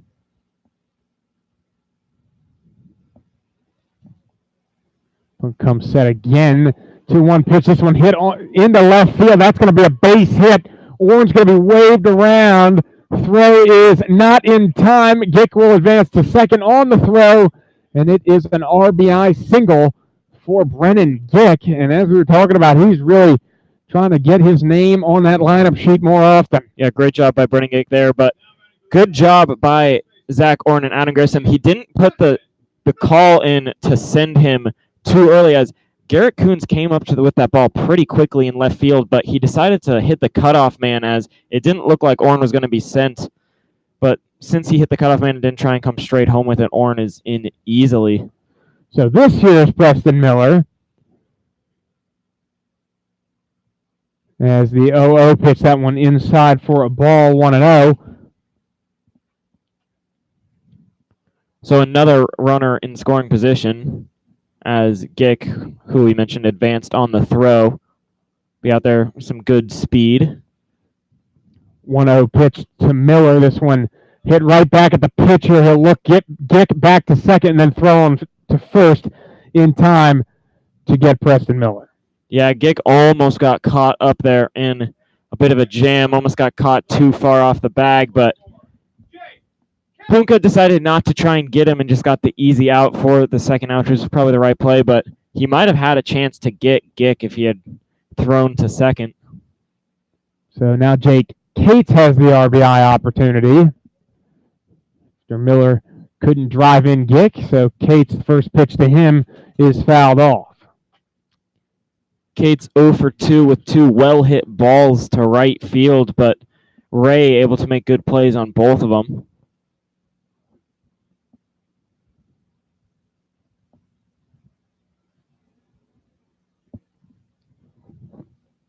A 1 pitch to Cates. Big cut and a miss for strike 2.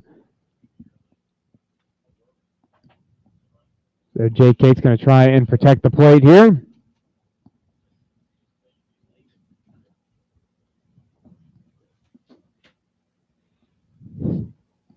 Here's the 0-2 pitch.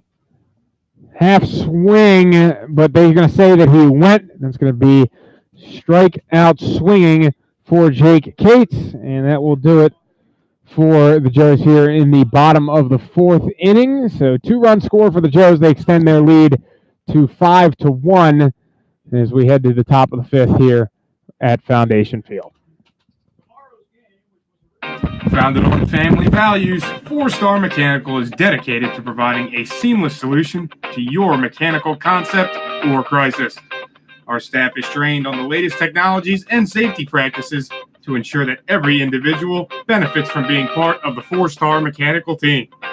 4-Star Mechanical, proud sponsor of your Hamilton Joes.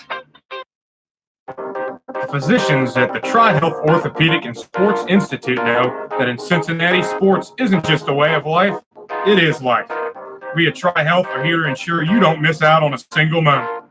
We provide the care Cincinnatians need to keep doing what they love. So get out there and keep cheering, keep playing, and keep following your passion.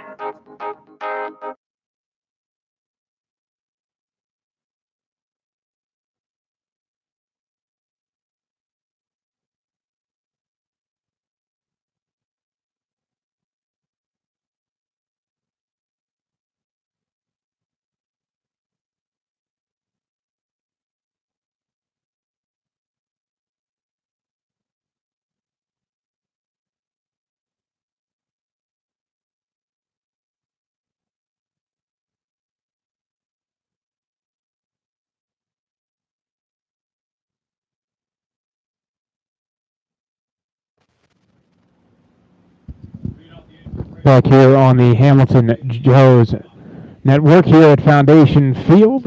Joes leading by a score of 5-1 after they scored a pair in the bottom of the fourth, as Jacob Webb will remain on the mound here going into his fifth inning of work.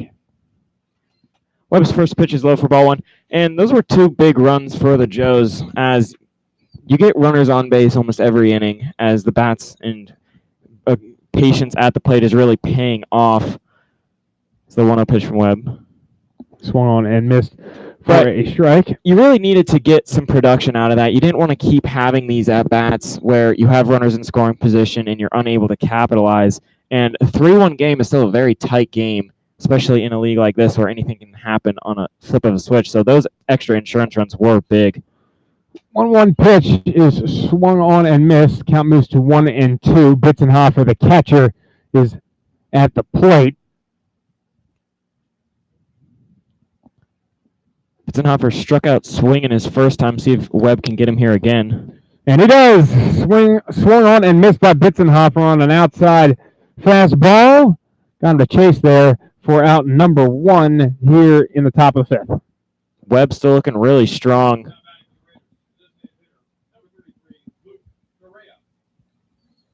So Luke Correa will step in, the designated hitter for the Graders today.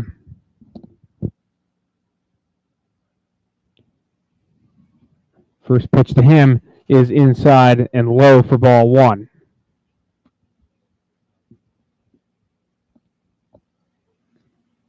Correa, one of only a few lefties in this Graders lineup. 1-0 pitch to him is fouled off back behind the Joes dugout.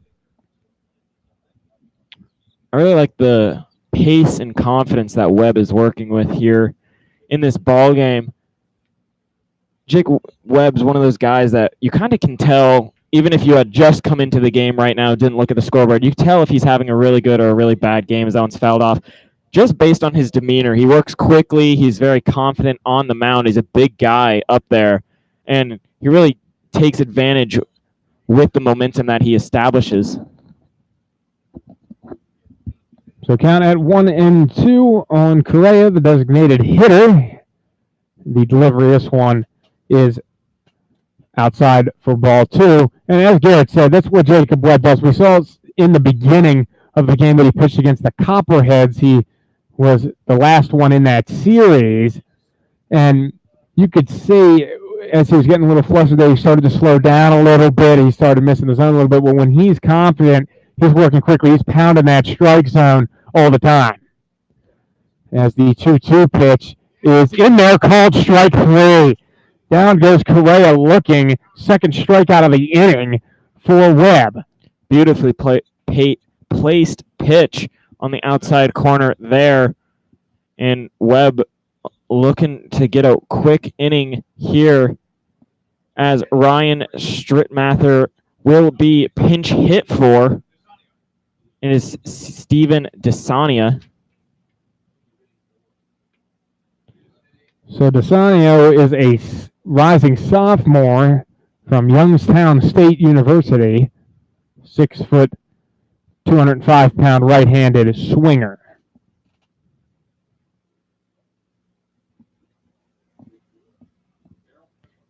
Sanio is 10 for 35 on the year. 7 RBIs, 4 walks, and 7 strikeouts, 286 average. First pitch to him in there for a called strike. Strittmather, who was pulled, is 0 for 1 with a strikeout, but did reach on the strikeout and is the one run that has scored unearned. 0-1 pitch, really right down Main Street, but called a strike. 0-2. So down in the count 0-2 is Desanio. And this one is hit hard into right center field. That's going to be trouble as it's going to roll to the wall. Rounding first is Desanio. He's headed for third. Throw comes in. He will slide into third safely with a triple. So Desanio with instant impact as he gets something going here for the Graders with 2 outs in the top of the fifth. Yeah, the outfield rather was playing fairly shallow and long run for both Gick and Rebels out there. Sanio, not the fastest guy, but able to get into third. So it will be an RBI opportunity for Garrett Coons, the 9-hole hitter.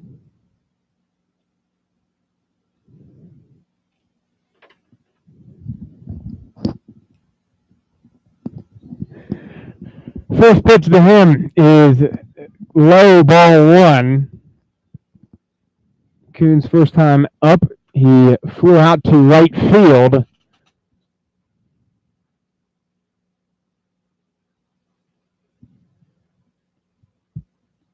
Here's the 1-0 pitch from Jake Webb.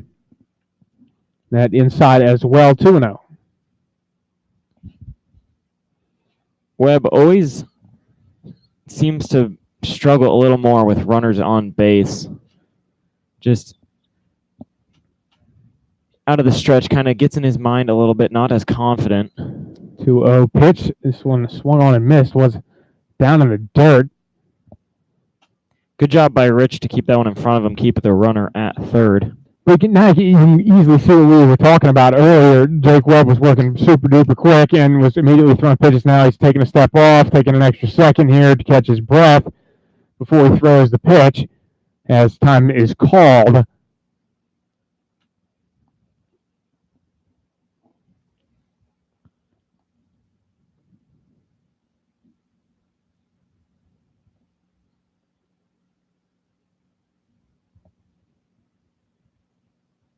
Here's the 2-1 pitch to Coons. This one fouled over the Graders' dugout, so count is at 2-2.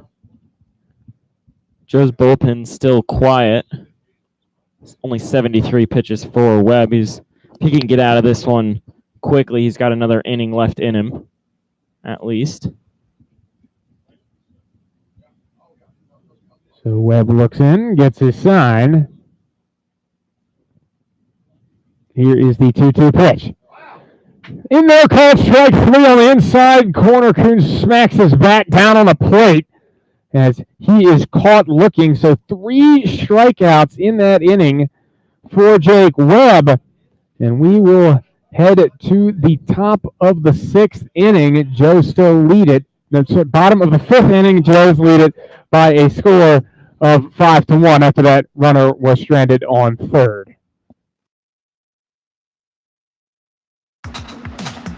If you're looking for heating and cooling services or expertise in Hamilton, look no further than Carefree Heating and Cooling. Established in 2010, we are a knowledgeable and fully trained on a full range of HVAC products, maintenance, technology, you name it. We do professional quality work for everything we do, so you can enjoy a more comfortable home. We promise comfort you can count on. Carefree Heating and Cooling, a proud sponsor of your Hamilton Joes. M&G Body Shop is your one-stop shop for car repair. Woman-owned and family-operated collision repair center. They can be reached at 513-851-9056 or can be found online at mgbody.com. A proud sponsor of the Hamilton Joes. At Pfefferly Tire and Automotive, our mission is to provide quick, reliable service at an affordable, low price to maximize customer service. We are committed to excellence in customer service as well as automotive services. We value our long-lasting relationships with our customers, employees, and our suppliers. By using the latest technology in the automotive service industry, there's rarely a problem we can't solve.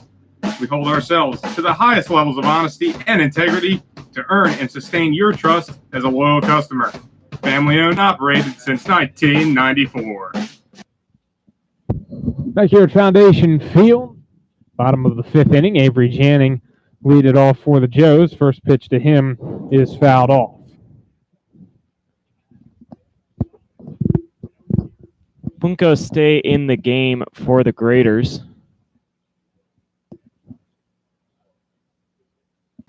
That pitch misses. So the count is at 1-1 on Janning as he swings at the 1-1 pitch on the ground. Too short. Harper up with it, throws on to first in time to get Janning. Good a time as any to say that Harper has moved to shortstop, and the designated hitter Deusano moved to second base. So Mathis will step up here. 0 for 1 with a hit by pitch tonight, looking for his first hit of the season at Foundation Field. First pitch to Mathis. He swings and misses for strike one.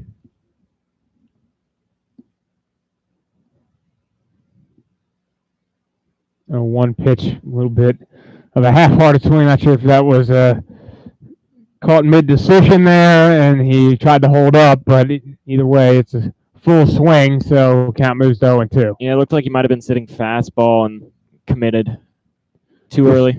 0-2 pitches way outside. So count moves to 1-2 on Mathis.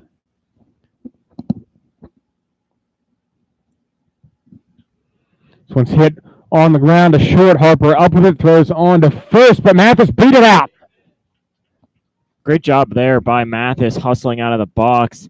Not the best throw by Harper. Not a lot of velocity on it. One hopped, but that was all just the hustle from Mathis to leg out that infield single. Yeah, it was really great hustle from Mathis as Harper took a little bit long to get that ball transferred into the throwing hand and throw it on to first. And again, great job by Mathis beating it out. So Cole Revels is 1 for 2 with an RBI. Will step up, but not before we have another discussion. So Nick Renault, again, picking / argument. Just picking on these umpires a bit again. Another conversation. He's getting into it with home plate umpire Don Hammond. Not entirely sure what this one's about. That was just an infield single, so I don't know if it's something to do with that or... It wasn't a particularly close play. Mathis beat it out by a couple of steps. Yeah, it was no question that was a single. Joe's didn't make a substitution. It's not like Mathis is coming into this game. This was his first at bat. Revels, not his first at bat either. You're obviously not making a pitching change here.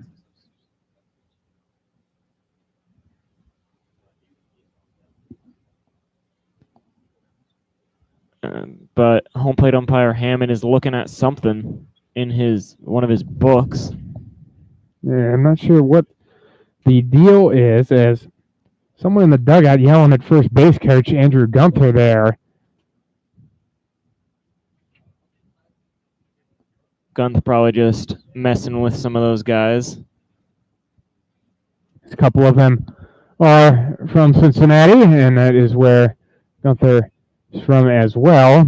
As again, there's a long conversation on the mound here, not between the umpires. I'm sorry, not exactly sure what the deal is.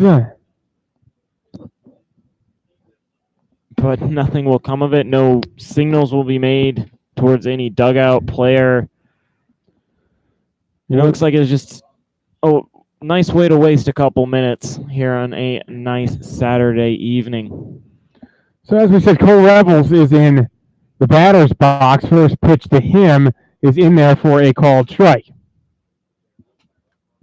Revels average up to 240 on the year.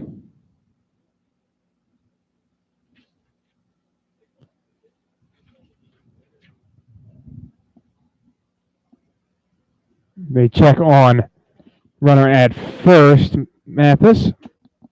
He's back in safely, though.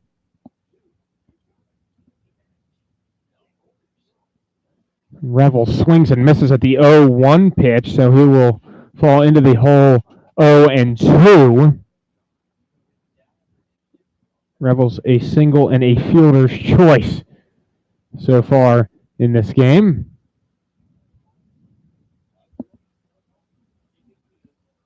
Oh, 2 pitch in there on the outside corner, called strike 3, and Revels goes down looking for out number 2.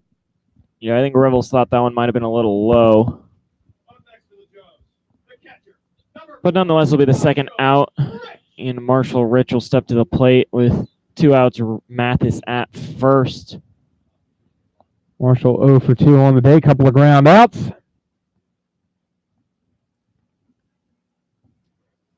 So Punka throws, Rich swings late, throw down to second on a stolen base attempt, and in there safely is Mathis. Yeah, that's a good stolen base there, but Marshall Rich, just a late swing at eye level of the catcher, trying to kind of distract him a little bit, willing to take a strike to help his teammate get in safely to second. Another leadership style play from Marshall. So Mathis with the stolen base. Count at 0-1 on Marshall. And time is called here, and there'll be a meeting on the mound. Just a quick tap on the behind from catcher Bitzenhofer, and he will head back behind the plate.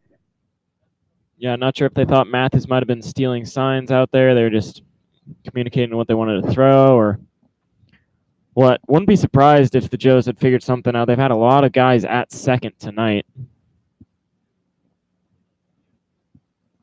So count at 0-1 on Marshall Rich. Puka delivers, and this one low and outside.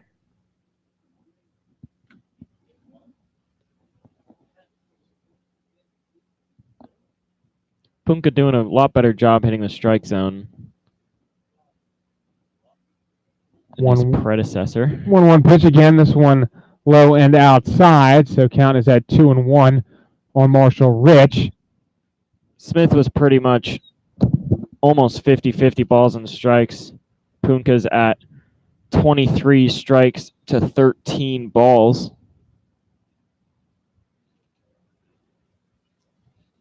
2-1 pitch. This one is inside.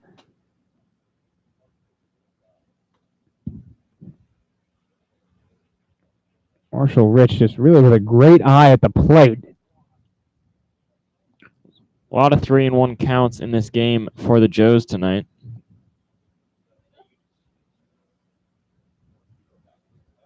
Like I said, here's the 3-1 pitch. And this one low, ball 4, so Marshall works a walk, so it'll be runners on first and second for Logan Thomason. Yeah, that pitch looked fairly similar to the one that Revels was called out on strikes. But Rich gets the call this time. Will be a 2-out walk.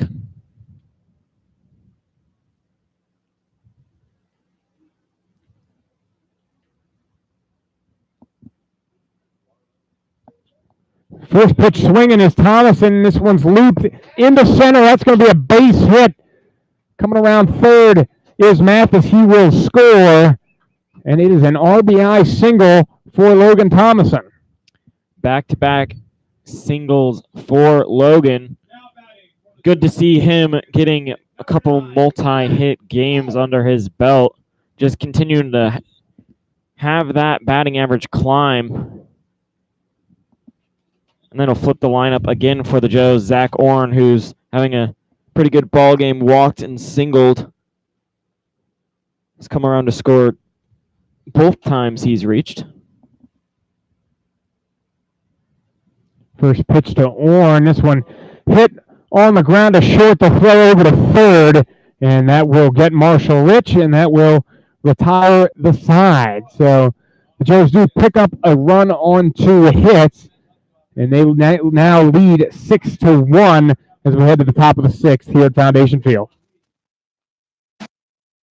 Your AAA store has moved to a new location in Hamilton. 2870 Menards Boulevard in Fairfield Township is your new home for all your travel, insurance, and attraction ticket needs. AAA has great member deals on everything you need for a great vacation. Visit AAA today in Fairfield Township to join America's largest motor club organization or online at AAA.com.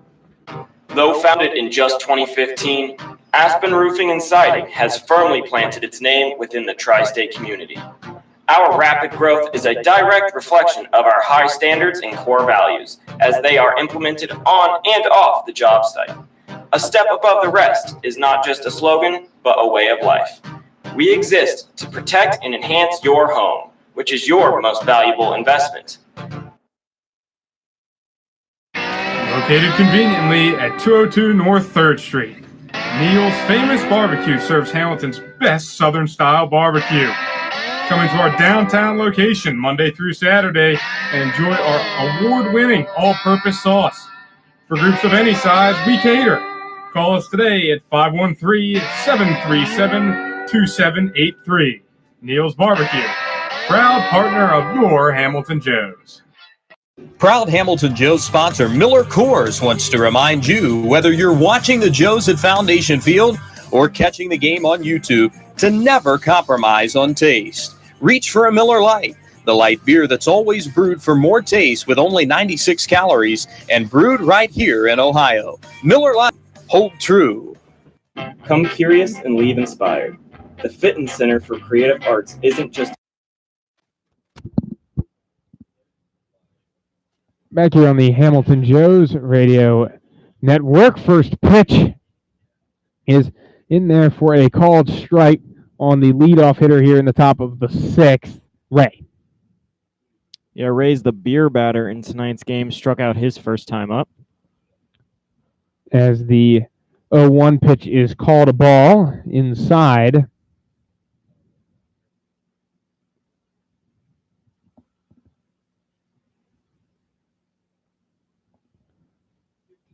One pitch to Bryce Ray. This one is a rocket hit right at the Raiders' dugout.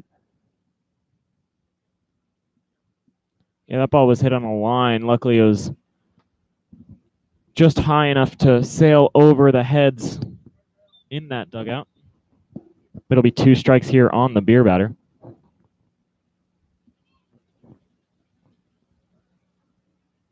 Here's a 1-2 pitch to Ray.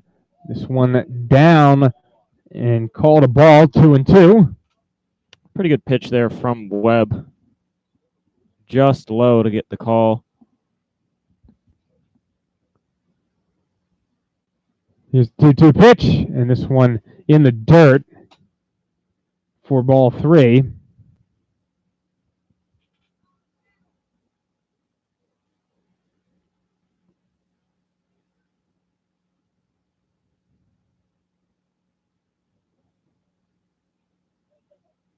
Here is the payoff pitch. Swung on and missed. Down goes Bryce Ray swinging his second strikeout of the game, and that's out number 1 here in the 6th. Yeah, and $1 off beer for all the fans in the crowd. They're going to be happy with that strikeout. So Austin Harper steps in, the left-handed shortstop. He started today's game at second base. That was the 8th strikeout for Webb in this game. First pitch to him. This one is down low for a ball, 1-0.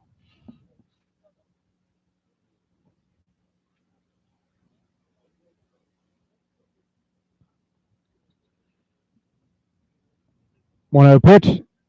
Big swing and a miss by Harper. So count 1-1 on him. Yeah, Harper last time up ended that 3rd inning with that double play. Taking some pretty big hacks at the plate. 1-2 pitch. That one fouled off. So count is at 1-2.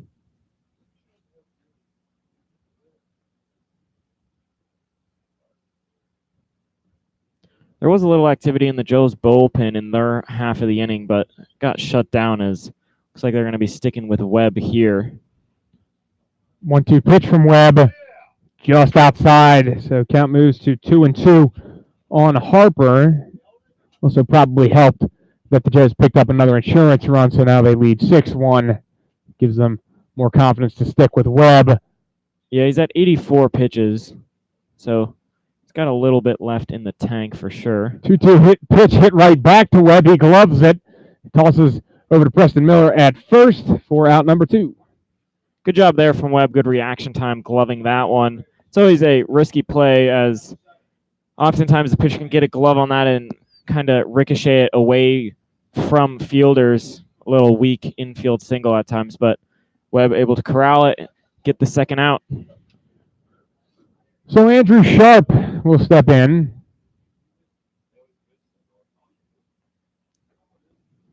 Sharp 0 for 2 tonight.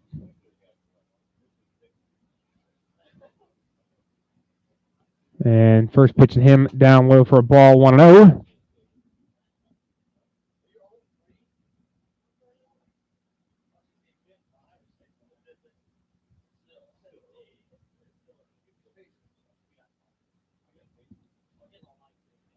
Pitch. And Sharp fouls it off.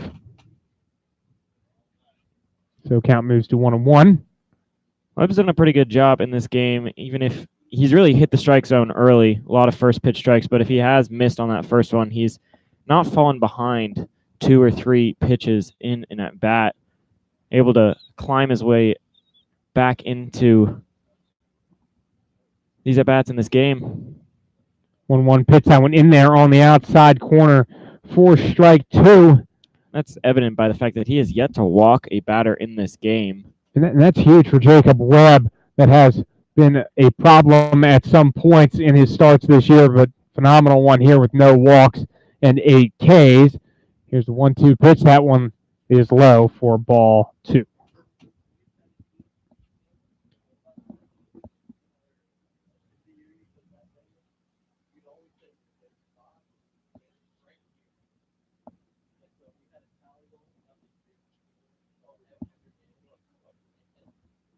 Here's 2-2 pitch. Check swing. Ball goes all the way to the backstop, so count will move full here on the third baseman, Sharp. Yeah, and as we say that no walks thing, Sharp's able to work a 3-ball count. Hopefully we didn't jinx him here. The old classic broadcaster jinx. But hopefully Webb can get one more good pitch here to end this inning. Payoff pitch from Webb. This one fouled off. Sharp stays alive. 90th pitch there for Webb.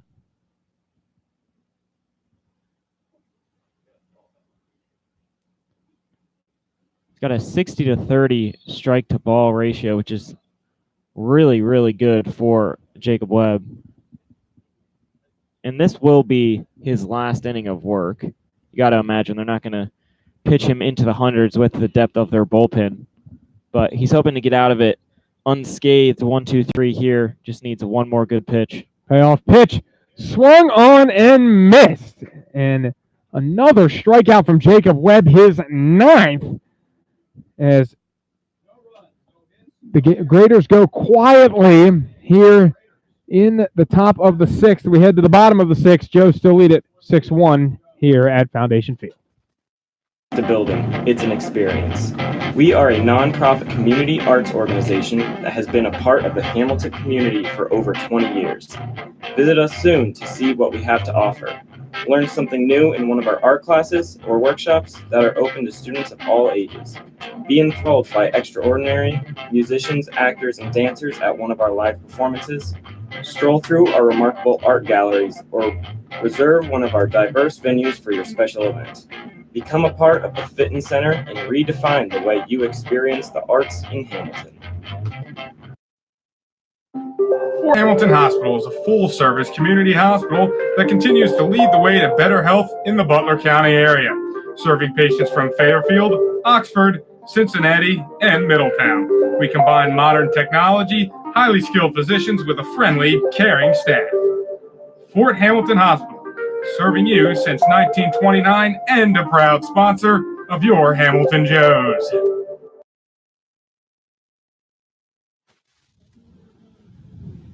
Back here at Foundation Field, Mark McClure and Garrett Weaver.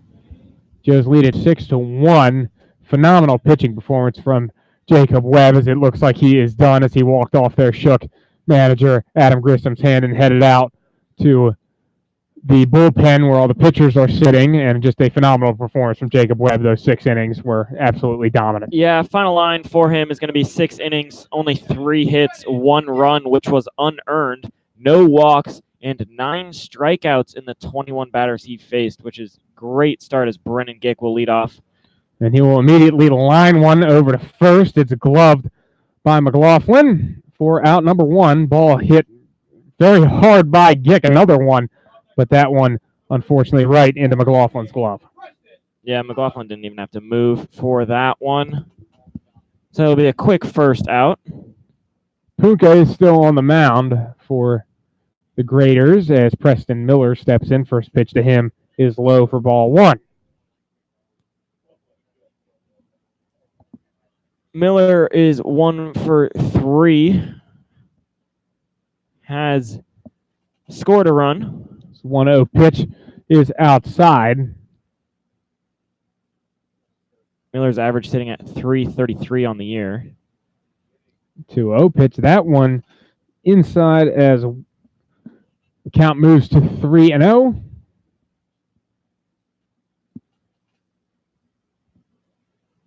And the 3-0 pitch, that one inside as well for ball 4. Looked like they really didn't want anything to do with Preston Miller there. Yeah, but not much easier as Jake Cates will step to the plate. Cates also hitting at 333. Hasn't had as good of a game. 0 for 3. 2 hard, loud outs in his first 2 at-bats, but struck out swinging last time up.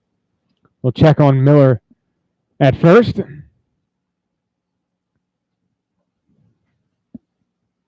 Cates, as we said, struck out. That is his 17th of the year. 0-0 pitch. This one outside for ball 1 to Jake Cates. That's 5 straight balls thrown by Punka on the mound. There's a little activity in the bullpen for the Graders. 1-0 pitch. This one fouled off down by the Graders dugout. Third baseman Sharp playing very shallow. Not sure why. Jake Cates not really a bunting threat. Also not really the time to bunt up 5 runs.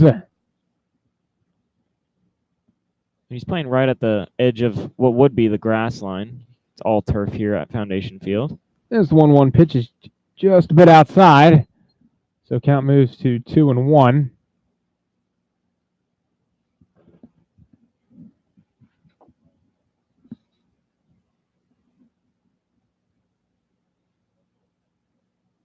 Two-one pitch. This one down in the dirt. 3-1. So it looks like Punka struggling with his control here. And 7 of his last 8 have been out of the zone. That strike to ball ratio is getting a little closer to 50-50, which is not what you want to see if you're in that Graders dugout. So Jake Cates draws a walk. Really excited about drawing that walk too, with a little fist pump. See, heads down to first. Yeah. Not sure if Cates was excited or if he was like a little upset he didn't get a pitch to hit, but he was pretty something after that one, but he will get on base. Should be excited. It's always a good at-bat if you can get on, especially here with Avery Janning stepping to the plate. First pitch to Janning in there for a called strike.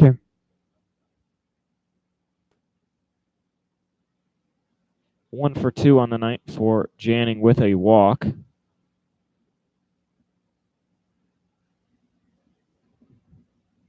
Both runners go. Janning swinging. This one hit into center field. It's going to be caught, and both runners do get back in time. Washington making that catch out there in center. It looked like it might have been a little bit of a hit and run.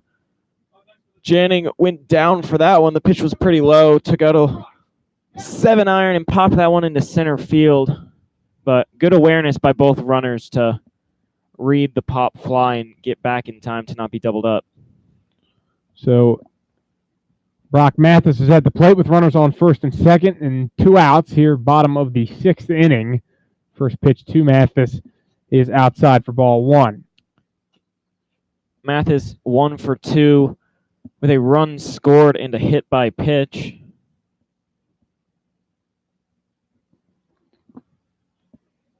One 1-0 pitch. Mathis with a cut and a miss, so count moves to 1-1 on him.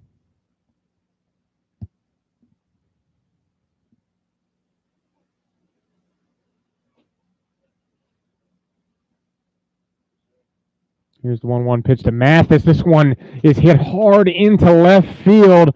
Coons going back on it, but this one's actually going to end up foul, just foul. Mathis gave it a ride, but just a little early on the swing. Yeah, that one stayed in play, just foul territory. Unable to get over there in time was Coons.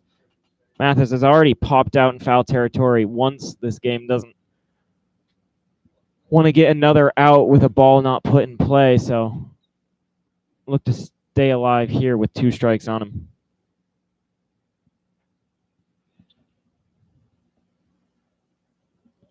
Puka checks the runners. Here's the 1-2 pitch. And this one is fouled back and out of play.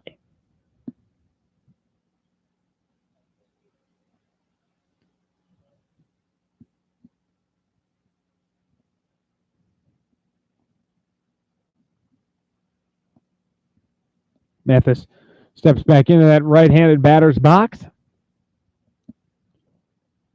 Puka kicks and deals. It's a breaking ball. It's looped into center field, and that's going to drop for a base hit. Coming around third is Preston Miller. He's going to score. Throw comes into second, and it's going to be a double for Brock Mathis. Mathis finding the left center field gap. Washington, who's got a lot of speed out there in center, unable to get over in time, and with 2 outs, runners were moving. Miller able to score easily, and Mathis never slowed down. Rounding first, was digging for 2 all the way. Will slide in there for the double, and another run on the board for the Joes here. Now lead 7-1.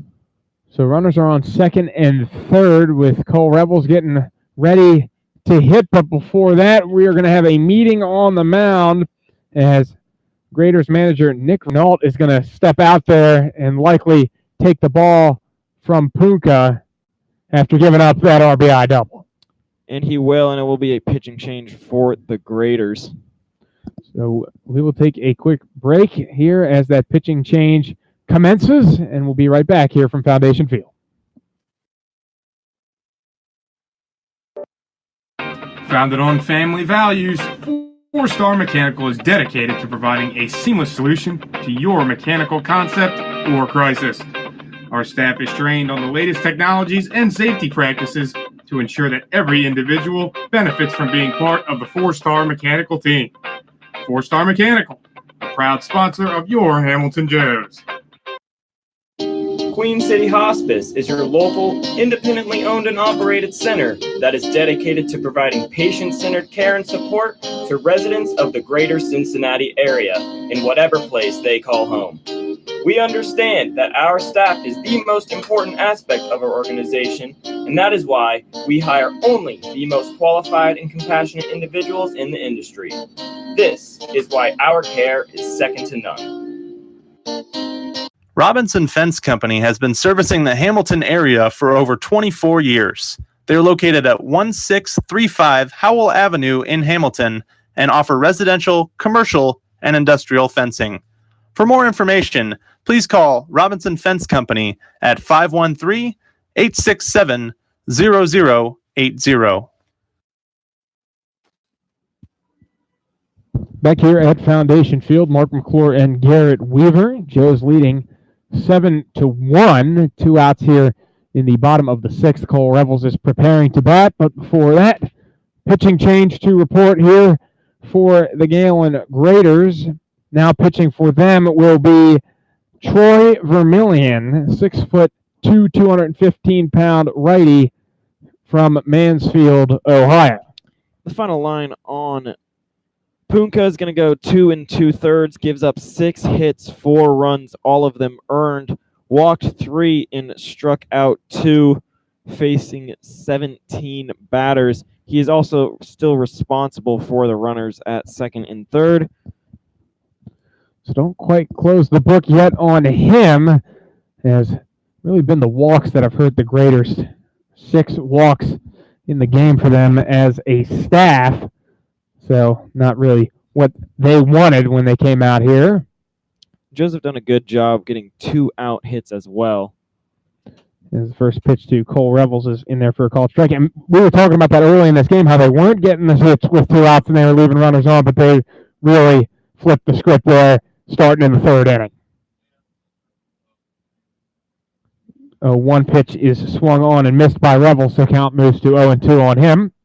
Yeah, they've done a good job. They've scored runs in the 4th, 5th, and 6th innings now. Looking to put another one on the board here, just a little more insurance.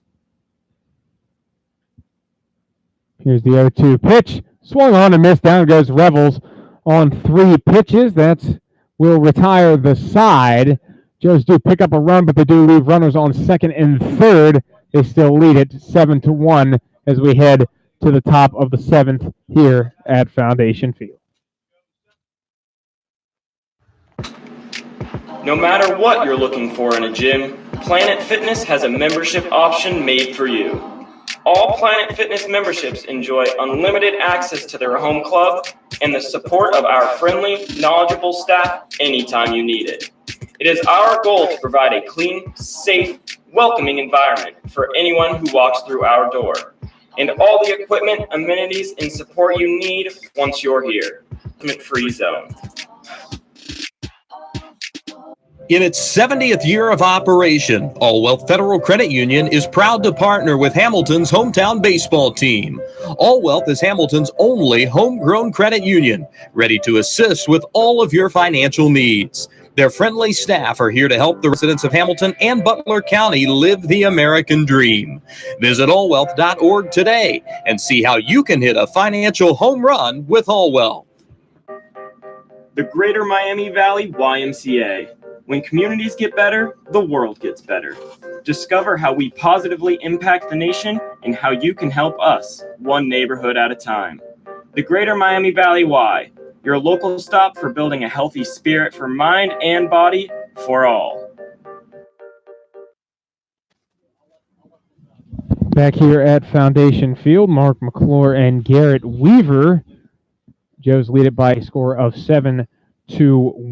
Pitching change on the mound for the Joes, replacing Jacob Webb will be the righty London DeMuth.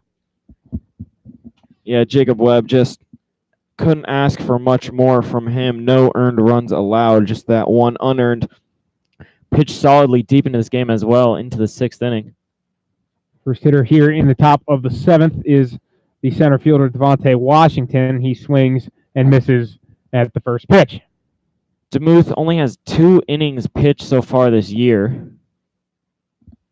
Has allowed 2 earned runs. So that pitch is high, 1-1.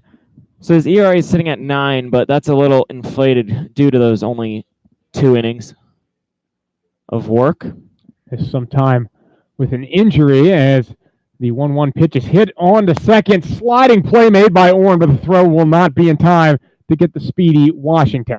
Yeah, infield hit there from Washington.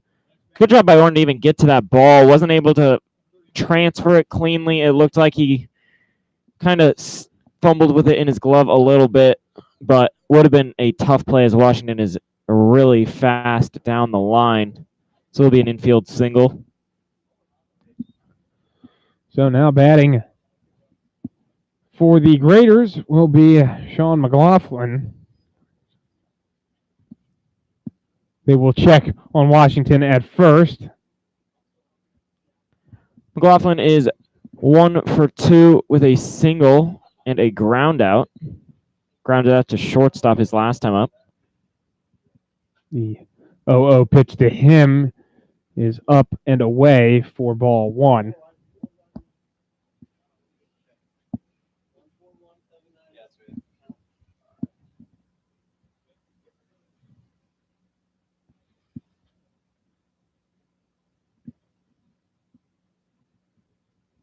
Here's the 1-0 pitch to McLaughlin. That one in there on the outside corner for a called strike.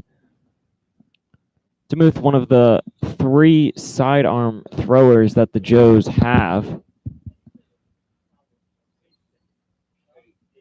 DeMuth checks Washington at first. He'll throw over there, and it gets by Preston Miller. So Washington will advance to second, no problem, on the error by London DeMuth. Yeah, and that's the thing with some sidearm throwers. They do tend to have some trouble throwing to first on pickoff maneuvers and sometimes throwing on plays where it's like a ground ball to them and they got to make a quick transfer, but it's a tough one from DeMuth as it takes away the double play opportunity and puts a runner in scoring position. So DeMuth, here's this 1-1 pitch. This one outside for ball 2.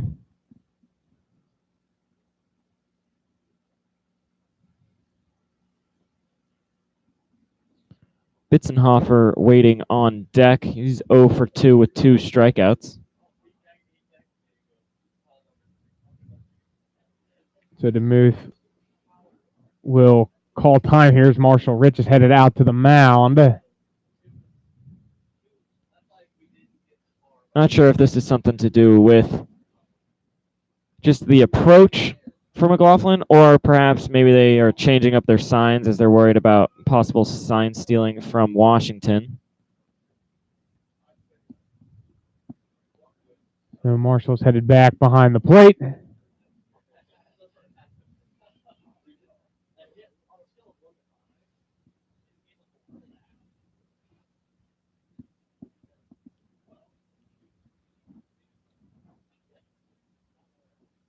Here's a 2-1 pitch. This one is inside for ball 3.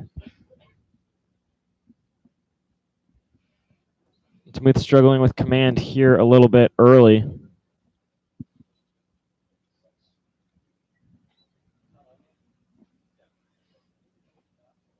Here's 3-1 pitch from DeMuth. This one outside, ball 4. So McLaughlin will draw the walk, and now runners on first and second with no one out here, top of the 7th. Puts the double play back into play. Also puts a force at third base. Possible ground ball to Janning.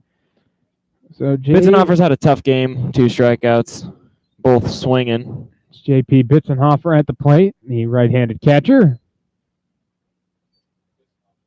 First pitch to him from DeMuth is in there at the knees for called strike 1. That's a good pitch. Pretty similar location to the one that was called ball 4, but able to find the zone for the first pitch strike.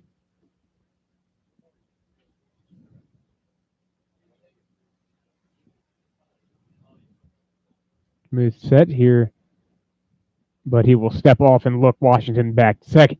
Yeah, Washington was getting a little aggressive with that lead there.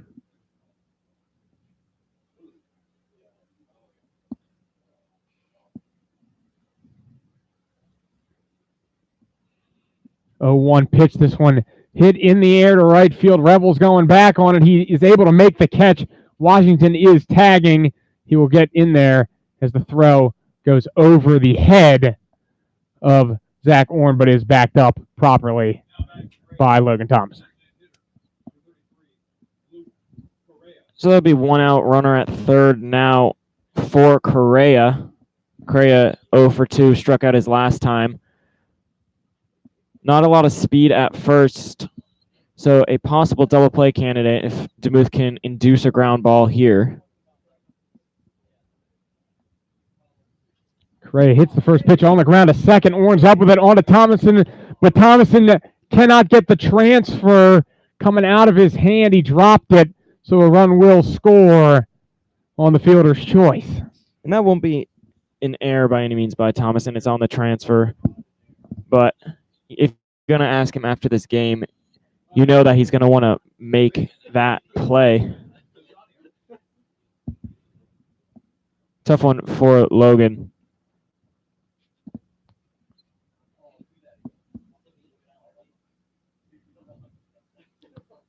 But that would bring up the substitution in the last time, Desanya.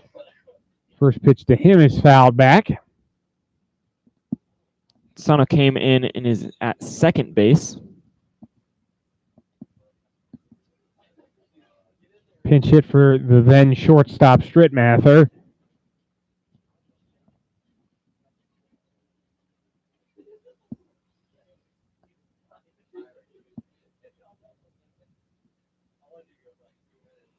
Oh, 1 pitch. This one hit hard into left center. This ball's going to drop and go to the wall. Coming around second is Desanio. He's looking for a second triple of the game, and he's going to get it. It's an RBI triple. as Correa came all the way around from first to score. So now it is a 7-3 ball game. That's a tough one. Center fielder Brennan Gick out there in left center, unable to make the pickup on the first time, kind of stumbled with the ball out there. It was a bang-bang play at third. If he's able to get that ball cleanly, that's probably an out at third, but it'll be an RBI triple for DeSanio. And it will bring up left fielder Coons. First pitch to Garrett Coons is a ball, so Demuth falling behind here early. Coons 0 for 2 on the game. Struck out his last time up. Here's the 1-0 pitch. This one hit on the ground. Thomason fields it, throws it on to first, and Preston Miller reaches up and makes the catch for out number 3. So Graders pick up 2 runs as we head to the bottom of the 7th. Joes still lead 7-3 here at Foundation Field. Every time there's a close play, you've got to hope that the umpire is seeing the play correctly. That's why Hamilton Eye Care Center brings you every close play this season in Hamilton Joe's Baseball. They can be found at 1360 Eaton Avenue in Hamilton, Ohio, or they can be called at 513-894-1800. They can help you see the difference so that you don't miss the call on any close play. Customized vehicle and car wraps from Luxurious Wraps will have you zooming past your competition. From full-color wraps and window graphics to magnetics and vinyl lettering, our team of professionals will work with you to determine the best and most cost-efficient solution to turn your company vehicle into a high-impact advertisement. Bridgewater Falls offers guests a unique shopping experience with more than 30 shopping destinations, including Target, JCPenney, Ulta, Best Buy, Michaels, Dick's Sporting Goods, and many more. Bridgewater Falls also has a wide variety of delicious dining destinations, from burgers to pizza to sushi. Experience all the flavors of Bridgewater Falls. Bridgewater Falls is located just off the Butler County Veterans Highway, Ohio 129, at the corner of Princeton Road and Bypass 4. Come experience a great shopping, dining, and services in the heart of Fairfield Township, Ohio.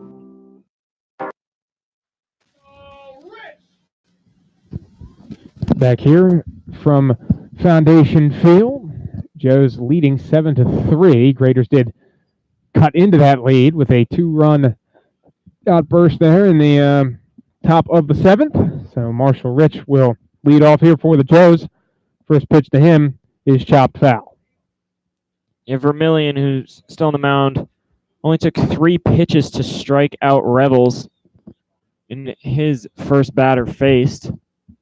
So he's done a good job. He's got 1 2/3 innings pitched coming into today with 0 ERA. Came in with 0 strikeouts, got his first in that last half inning. 0-1 pitch is low and outside. So count moves to 1-1 on the catcher, Marshall Rich. Here is the 1-1 pitch. And this one is just low for ball 2. Rich 0 for 2, 2 groundouts, walked his last time.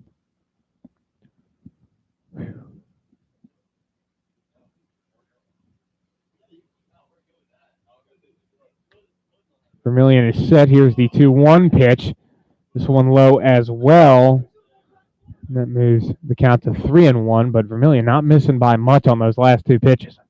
Yeah, he's really putting that ball real close to the zone. A lot of competitive pitches. See what he does here, 3-1. 3-1, this pitch is popped up on the right side of the infield, and McLaughlin comes in and makes the catch for out number 1. Yeah, Rich probably wants that one back. That was probably a ball. Kind of jammed him a little bit. But it will be the first out of the inning, and we'll bring up Logan Thomason, 9-hole hitter. Thomason back-to-back singles after flying out to right field his first time up, but good ball game for him, 2 for 3. Nope. Logan Thompson steps in. Vermillion is set, and here's the first pitch. This one hit on the ground to short. Harper can't pick it up cleanly, and Thomason's going to beat it out. And call that one a base hit. Yeah, that one was a tough one. Probably could have gone either way, base hit or air, but scorekeeper's going to give him a base hit, maybe a little home field call there, but Logan Thomason will take it. It'll be his third straight single. Thompson already swiped a bag in this one.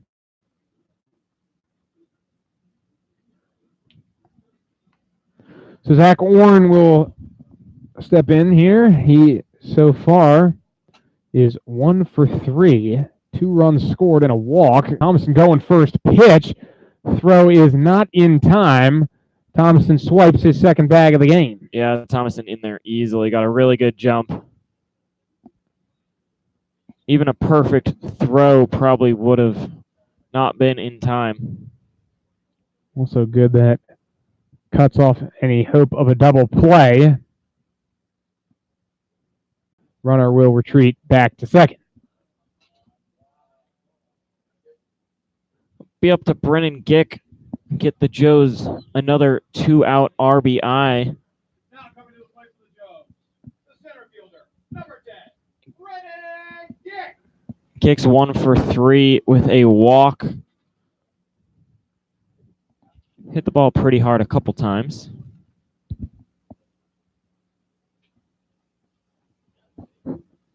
Vermillion's ready. First pitch to Gick is swung on and fouled off. Vermillion fell down on the mound. Little chuckle.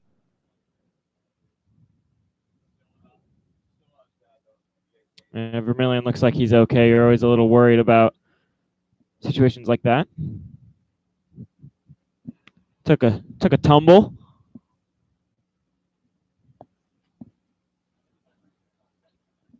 Count at 0-1 on Gick. Here's the delivery. That one in there for a called strike 2. Yeah, well-located pitch there. No complaints from Gick, as that one was clearly in the heart of the zone. Have to battle here, down 0-2. Here's the 0-2 pitch. This one outside for ball 1. So count at 1-2 on Gick.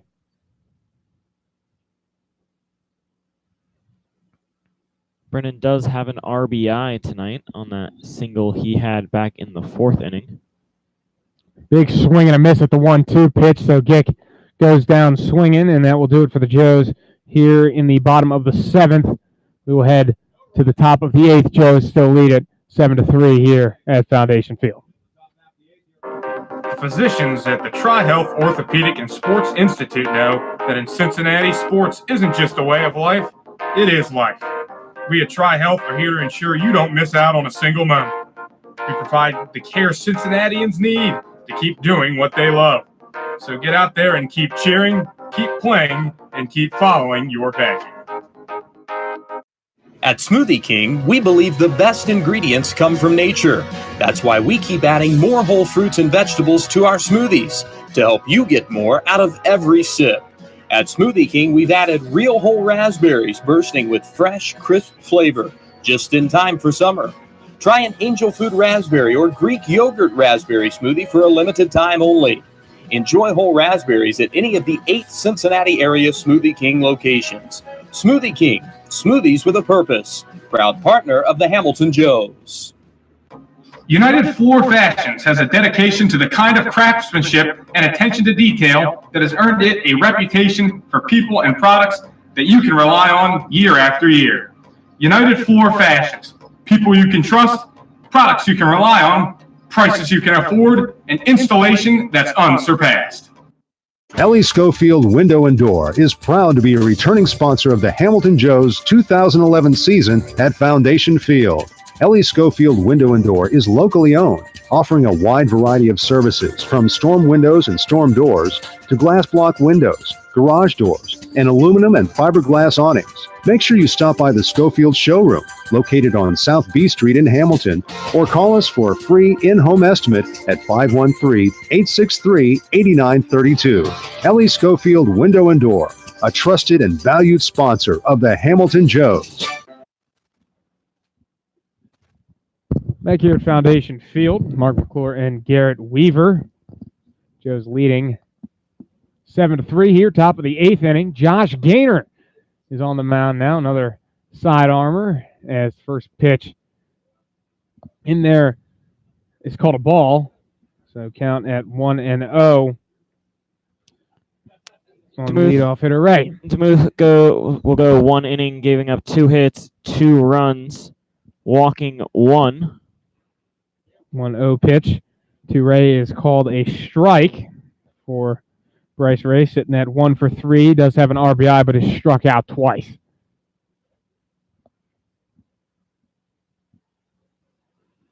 One pitch. This one rides high for a ball. 2-1.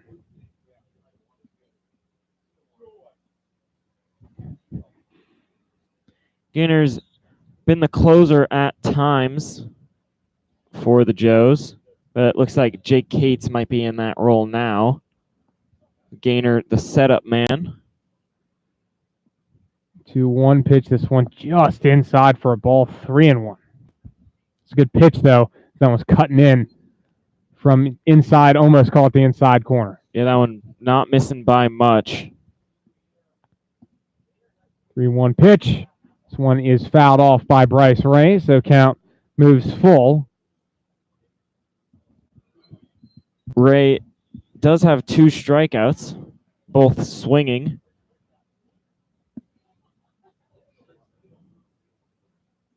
Here's payoff pitch.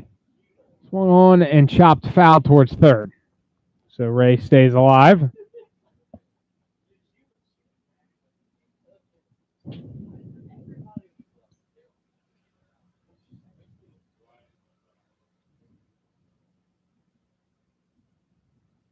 Payoff pitch again from Gaynor. Fouled off again by Ray.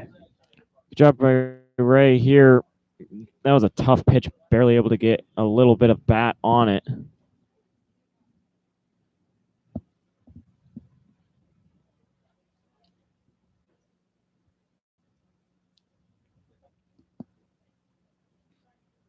Here is the payoff pitch. This one inside, ball 4. So Ray draws the leadoff walk here in the top of the 8th. Yeah, this pitch is not missing by much. But Gaynor will have to fight back from that leadoff walk. It's Austin Harper, who 0 for 3, grounded out his last time up. Ray with a good lead at first. Here's the delivery from Gaynor. Swung on and missed by Harper.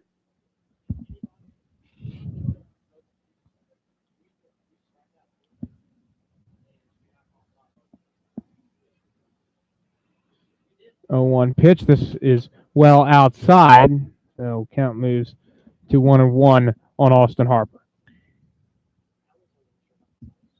These sidearm guys for the Joes, all 3 of them kind of struggle at times to find the zone consistently, as that one's fouled back for strike 2. But for Chow, Demuth, and Gaynor here, that sidearm action is pretty dirty with their movement, but it's really just hitting the zone consistently is their biggest obstacle. 1-2 pitch. Just outside, ball 2. Yeah, that's a tough one. That one's right borderline. Probably is a little outside, but been called a strike at times. 2-2 the count. Here's a pitch from Gaynor. Swung on and missed.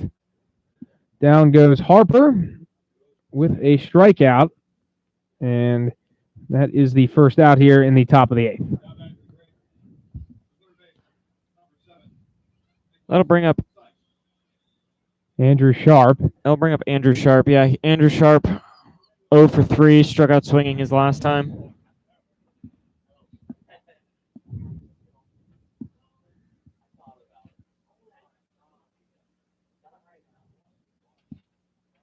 Runners going here. Rich's throw down to second. Gets by Zach Orn. Good diving stop there from Thomason to keep that from going into center. Yeah, a little low on the throw from Marshall. Not his best, but would have been a bang play. So Marshall will go down and have a quick meeting with Josh Gaynor.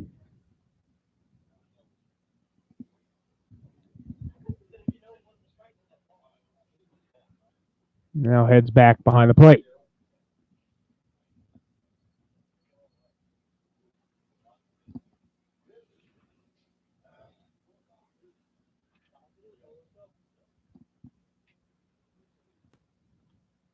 So Sharp settles in.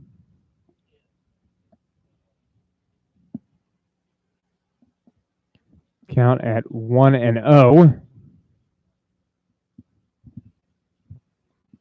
Really taking his time here is Gaynor. Finally comes set. Here's the 1-0 pitch. And this is just inside, ball 2. And that's a spot Gaynor misses quite often.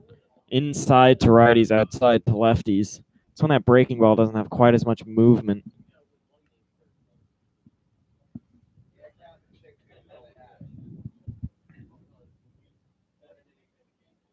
Here's Gaynor, 2-0 pitch.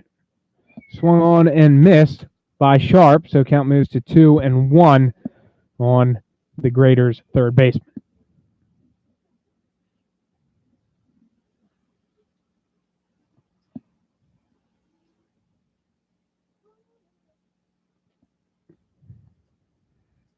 Sharp's batting average at 255. That's a great pitch there. It's in there for strike. It's breaking ball. So count at 2-2.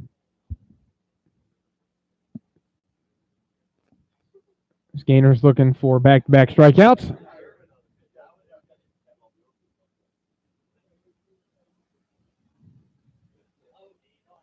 Here's his delivery. This one outside, ball 3. So Sharp almost chasing that pitch way outside, but is able to hold off. So count is full here on Sharp as he steps back in the box.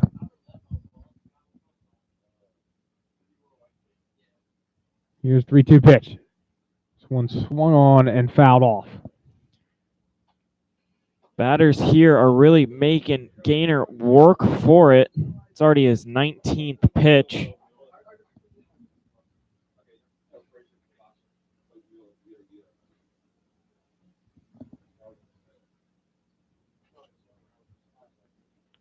Gaynor comes set again. Here's another payoff pitch.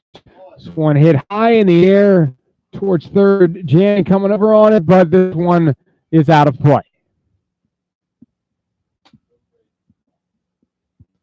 So it will be at least an 8-pitch at bat. Sharp able to stay alive here. Couple foul balls.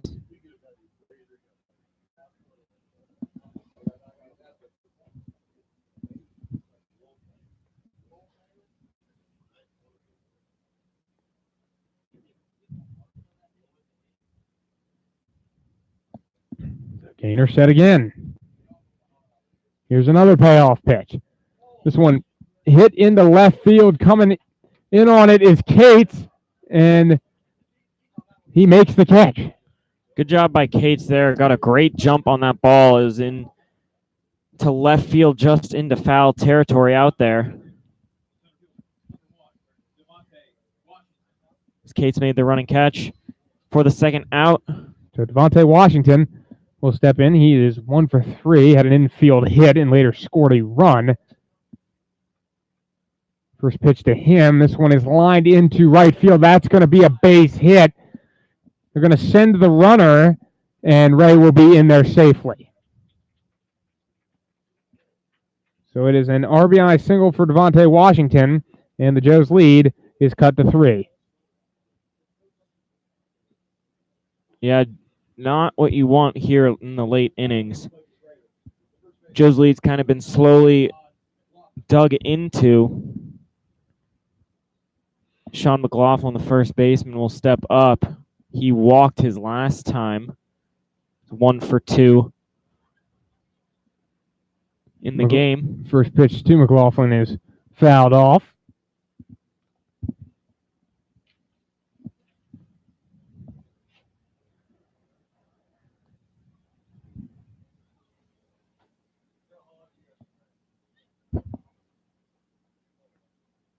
Here's the 0-1 pitch. This one fouled off as well by McLaughlin. Washington was going, but he'll have to return to first. Pretty late jump by Washington on that one.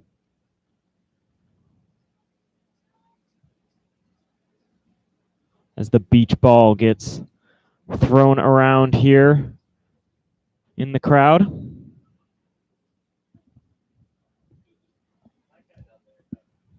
So here is the 0-2 pitch, and this one is fouled off towards first. Preston Miller can't get there, and it will fall in foul territory. Yeah, a little jam foul ball. Miller really had no chance at that one. That one not high enough for him to get under and too far out of his reach. But it'll stay at 0-2, just needs one more pitch. Here's the 0-2 pitch. This one hit on the ground to second. Orn up with it. It'll flip over to Thomason. And they will get the force out at second, and that will retire the side here in the top of the 8th. The Graders pick up another run, and Joe's lead has been cut to 7-4 as we head to the bottom of the 8th here at Foundation Field. Butler County Mental Health and Addiction Recovery Services, in partnership with the community, is here to provide comprehensive recovery-oriented system of care and prevention. In addition, we continuously improve the quality of life of Butler County citizens through the support of addiction and mental health recovery services. Butler County Mental Health and Addiction Recovery, a proud sponsor of your Hamilton Joes. Your shirts, pants, sweaters, dresses, and anything else that is launderable is handled with care at the dry cleaning shop. Choose us and your whites will remain white and your colors vibrant without you needing to do any of the work. You can rely on us to help you look professional at the office or great for your night on the town. Have items that you need altered? We can take care of that too. Visit one of our 3 locations in Hamilton, Westchester, or Cincinnati to handle all of your laundry needs. Richard's Pizza is one of Hamilton, Ohio's most favorite spots, bringing you Richard's famous steak sandwiches since 1955 and a proud supporter of your hometown Hamilton Joes. Whether it's pizzas, salads, pastas, or a little bit of fudge for dessert, Richard's Pizza has it all for you and your family. At Brown Dawson Flick Funeral Home, we don't just care for the recently departed. We serve those who held them most dearly. Our families have known since 1935 that they can count on our honest and respectful staff to provide only the highest level of service. The kind of service that you can't get just anywhere these days. We invite you to explore our site to learn more about Brown Dawson Flick Funeral Home at browndawsonflick.com, a proud sponsor of your Hamilton Joes. Back here at Foundation Field, Mark McClure and Garrett Weaver, pitching change for the Galion Graders. Now pitching from Bickerus, Ohio, the 6'2" right-hander Gavin Lewis. The 4th pitcher of the game for the Graders. It'll be Preston Miller, the first one to face him. Preston's 1 for 3, 2 runs scored, and a walk.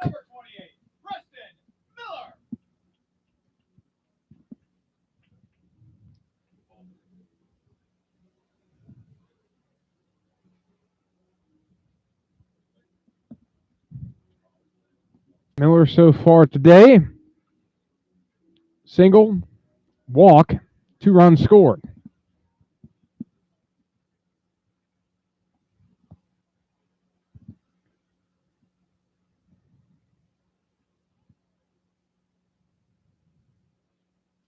First pitch to Miller, and that one is low and outside, ball 1.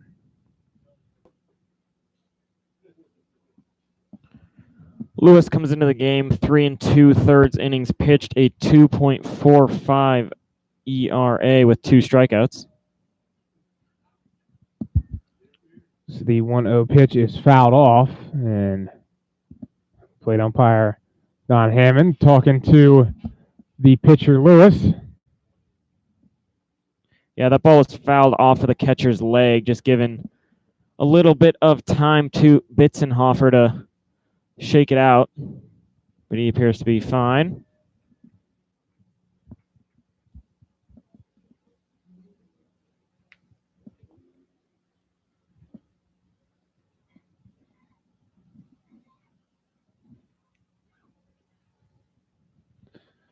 So 1-1 the count on Miller. Here's the pitch to him, and it is outside ball 2.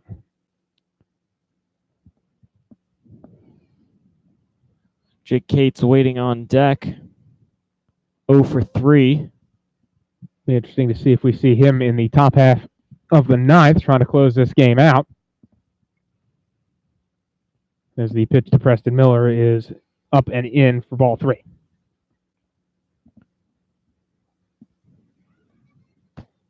Lewis throws pretty hard, but as we've seen all too often of relievers struggling to find the zone in his first batter faced, just catches it there, though. And with the 3-1 pitch, so count is full on the first baseman, Preston Miller.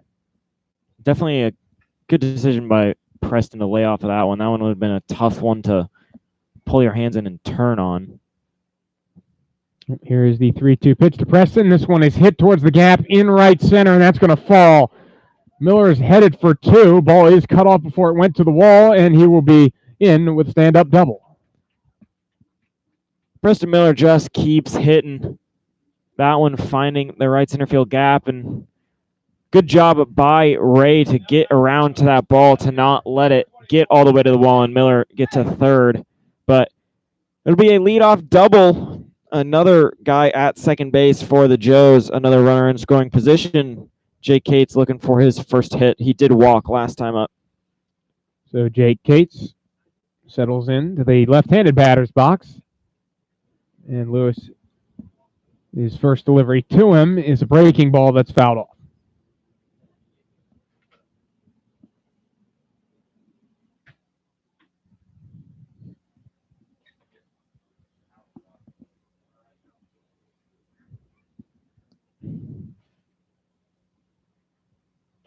Here's the 0-1 pitch to Cates. This one rocketed to second base. They can't double up Miller as another ball is absolutely smoked by Jake Cates. And again, he's headed, all that earns him is a walk back to the dugout. Yeah, that ball was hit on a line. Good job by Preston to read that one and get back to second base, not be doubled up there. So Avery Janning will step to the plate. Not sure if there's an issue there in the dugout with Jake Cates. He was pointing to someone down there as he walked off.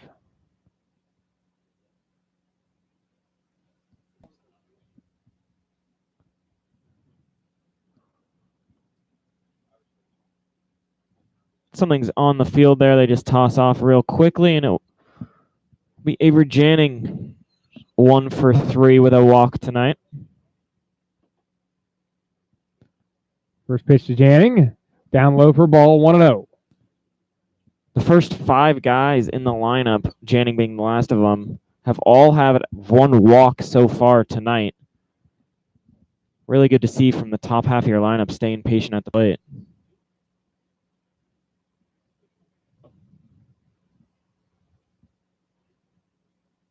One-0 pitch to Janning. This one hit into center field. Washington trying to make the catch. He won't be able to. He will cut it off before it goes to the wall. Janning's going for 2, but he's going to get hung up, and he'll be out.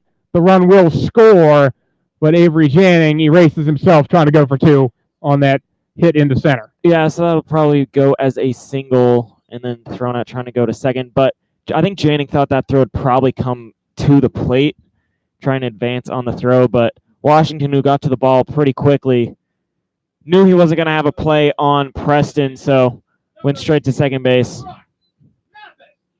So base paths are clear for Brock Mathis, who steps up with 2 out here, bottom of the 8th. To answer your question, Jake Cates does run down to the bullpen real quick. Looks like he's going to try and get a couple throws in, warm up the arm, come in for the 9th inning. So that pitch misses ball 1. No longer a safe situation, though, after that run was scored, but Jake Cates hasn't pitched this week, so it's good to get him some time as the 1-0 pitch is outside.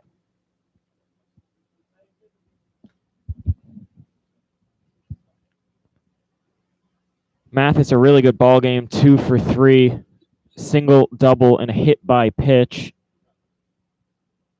This one inside again, that will make it 3-0 on Mathis. Also has an RBI, his first of the year, and a run scored.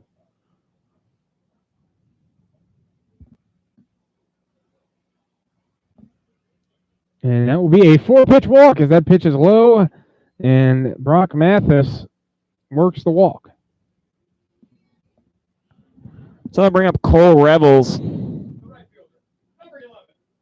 Rebels is 1 for 4 with an RBI, but has struck out twice.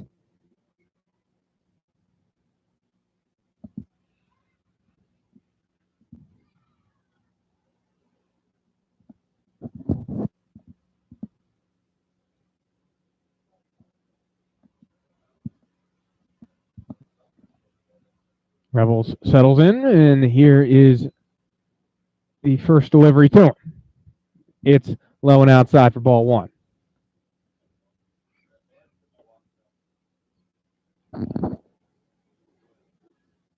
Lewis struggling a bit to find the zone here. 6 strikes, 8 balls so far in his relief appearance. As here is the 1-0 pitch, that one low and outside as well, ball 2. 6 straight balls out of the zone.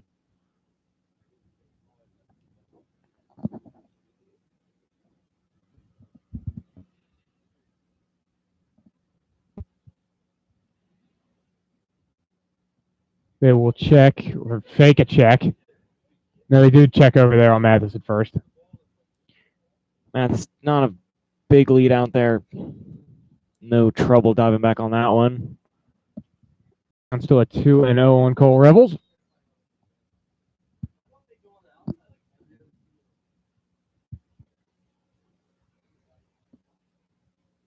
Here is the delivery, and that one is high, ball 3. Make it 7 straight out of the zone. I think this is probably one of the reddest red lights you'll ever see in an at-bat. 7 straight balls, 3-0 count. Cole Rebels is not going to be swinging here.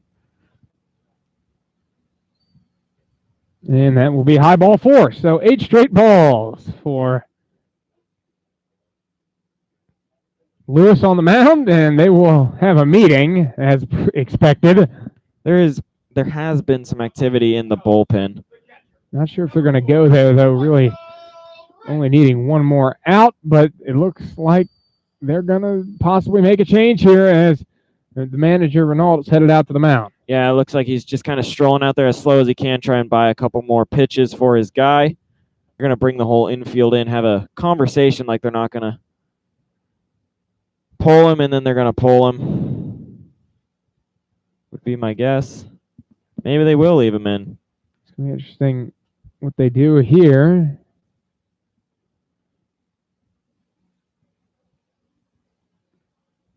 He has not signaled yet, so as of now, it will be Lewis continuing in this game. We're going to see how long Hammond gives them before he starts doing the slow walk out to the mound. Yeah, this is a while. And there he starts. You know, they start going. It looks like Kimbrough's going there. No, it'll be Hammond now. It's a long mound meeting. I don't know for the graders. So we'll take a break while that pitching change occurs. Joe's leading 8-4 here in the bottom of the 8th here at Foundation Field. United Heartland Insurance Agency is a consolidation of a number of family-owned independent insurance agencies, the oldest of which dates back to 1872. For years, we've been protecting the assets of our clients by offering comprehensive and competitive business, personal, and life insurance products through some of our finest insurance companies in the business. Members of our professional, licensed staff average over 20 years of experience in the insurance business. United Heartland, a proud sponsor of the Hamilton Joes. Pate Appliance Services have given you 61 years of phenomenal service for any appliance that you need. With flexible scheduling, automated reminders, state-of-the-art service, and an A-plus customer satisfaction rating from the Better Business Bureau, Pate Appliance Services is there for you. They can be reached at 513-863-4700 or found online at pateappliance.com.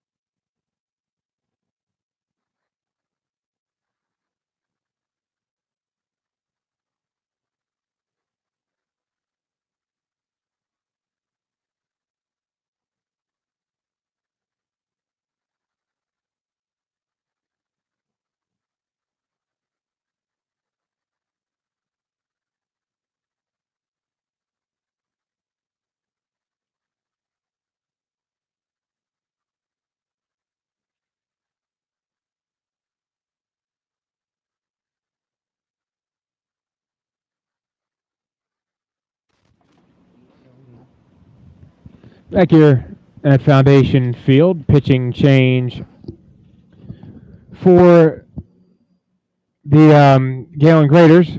Coming in now will be the rising sophomore at Findlay University, Trey Bame from Cary, Ohio. He stands at 6'2", 179 pounds, throws from the right side. Yeah, and this is probably one of the most pitchers we've seen so far this season, this being already the fifth pitcher, fourth out of the bullpen, so it'll be quite taxing on them. They do have a pretty deep pitching staff, rather, but going 5 deep in game 1 of the series, if their starter struggles tomorrow, not sure how much variety they're going to be able to throw out there, as Marshall Rich will be the first to face Bame. On the day, Marshall Rich, 0 for 3, did draw a walk. Joe's trying to hold on to their, or rather expand on their 8-4 lead here. Looks like Jake Cates is ready to throw.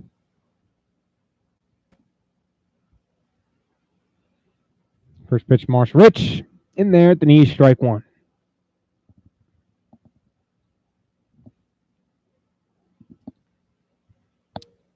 Rich 0 for 3, but has reached on a walk.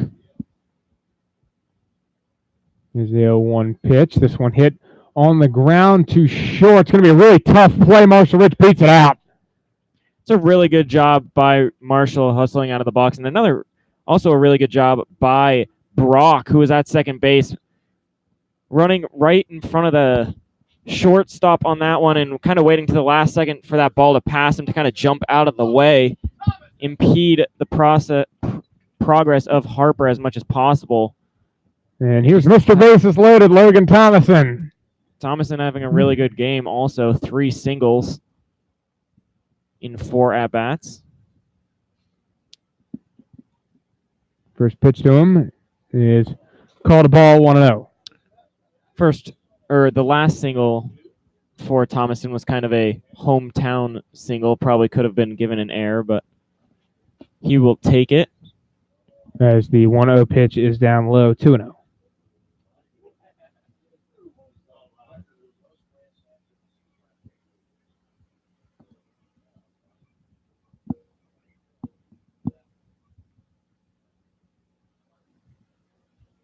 Here's the 2-0 pitch to Thompson. He's going to get hit right in the back, and that will bring a run in. That one definitely hurt. That one's going to sting Thomason a little bit. I don't think he's too happy with Bame either, kind of staring him down a little bit. These graders have been coming high and tight all game.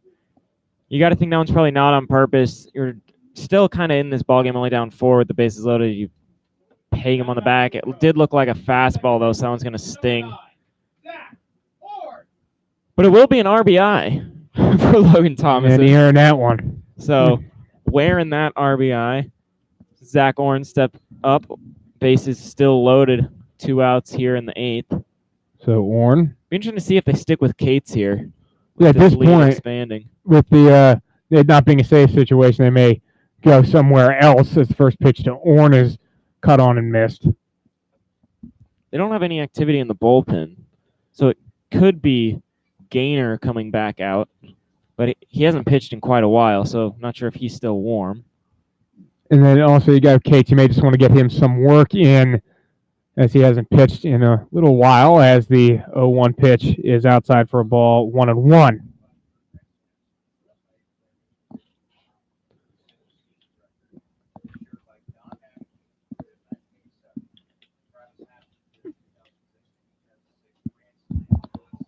One pitch. This one fouled off by Orn, so count at 1-2 against the leadoff hitter for the Joes.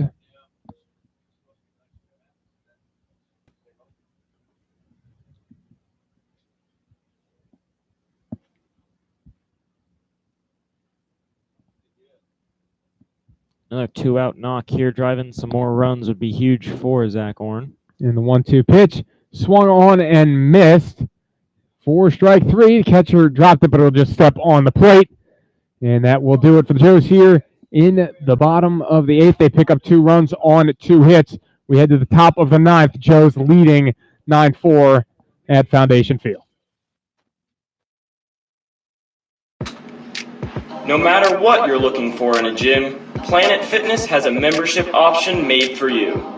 All Planet Fitness memberships enjoy unlimited access to their home club and the support of our friendly, knowledgeable staff anytime you need it. It is our goal to provide a clean, safe, welcoming environment for anyone who walks through our door, and all the equipment, amenities, and support you need once you're here. Planet Fitness, the judgment-free zone. Proud Hamilton Joes sponsor Miller Coors wants to remind you, whether you're watching the Joes at Foundation Field or catching the game on YouTube, to never compromise on taste. Reach for a Miller Lite, the light beer that's always brewed for more taste with only 96 calories and brewed right here in Ohio. Miller Lite, hold true. Come curious and leave inspired. The Fitness Center for Creative Arts isn't just a building, it's an experience. We are a nonprofit community arts organization that has been a part of the Hamilton community for over 20 years. Visit us soon to see what we have to offer. Learn something new in one of our art classes or workshops that are open to students of all ages. Be enthralled by extraordinary musicians, actors, and dancers at one of our live performances. Stroll through our remarkable art galleries or reserve one of our diverse venues for your special event. Become a part of the Fitness Center and redefine the way you experience the arts in Hamilton. Pate Appliance Services have given you 61 years of phenomenal service for any appliance that you need. With flexible scheduling, automated reminders, state-of-the-art service, and an A+ customer satisfaction rating from the Better Business Bureau, Pate Appliance Services is there for you. They can be reached at 513-863-4700 or found online at pateappliance.com.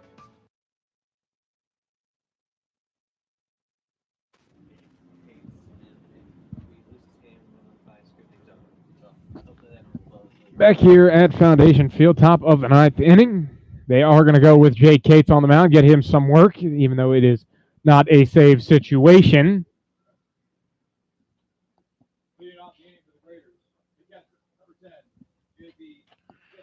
Cates, as we mentioned earlier, hasn't pitched in a while, but when he has pitched, he's looked very dominant. And it is Bitzenhofer to lead off the inning. And first pitch to him is a fastball swung on and missed. Yeah, Bitzenhofer just got a piece of that one, but not enough to change his trajectory. Marshall Rich able to hold on to it.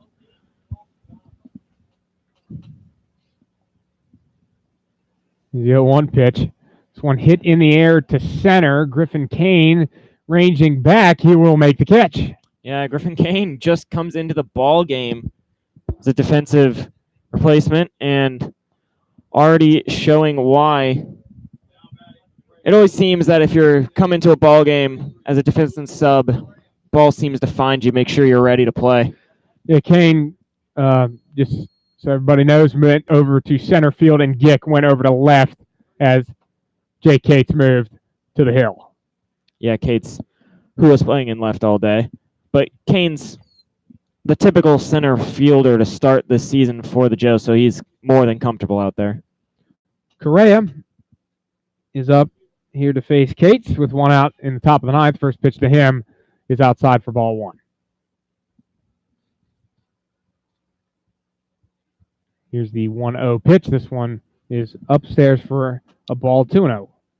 Cates comes into the game with a 1.8 ERA, 5 innings pitched, 12 strikeouts. 2-0 pitch, check swing, but held up. So 3-0 is the count. Maybe have checked a swing. Not sure where the pitch was. Looked like it was in the zone. Must have just missed. So the 3-0 pitch. Upstairs ball 4, another borderline pitch, but 4-pitch walk for Correa.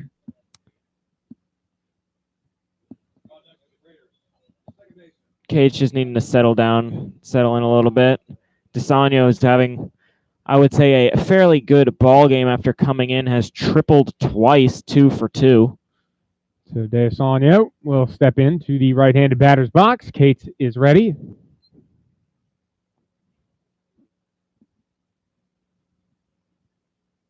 Runner goes. This one was up and in. DeSanio had to duck underneath.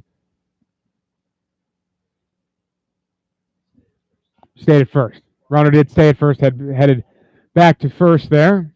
Little fake steal. Maybe he didn't get a good jump. So the 1-0 pitch is swung on and missed by DeSanio.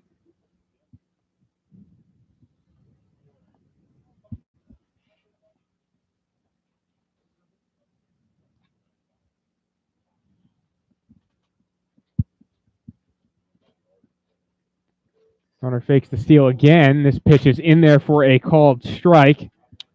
Good breaking ball on that one. Really changed the speed, caught the inside part of the plate.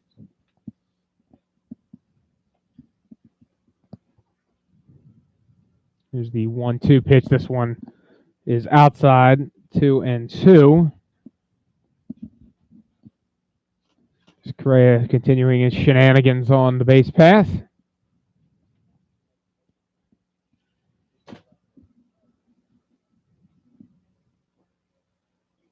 And here's the 2-2 pitch. Inside, I guess. Count moves to 3-2. I don't know where that one was. That looked like a perfectly placed breaking ball. But it'll be another 3-ball count. And here's the 3-2 pitch. Now this time he gets rung up on the outside corner.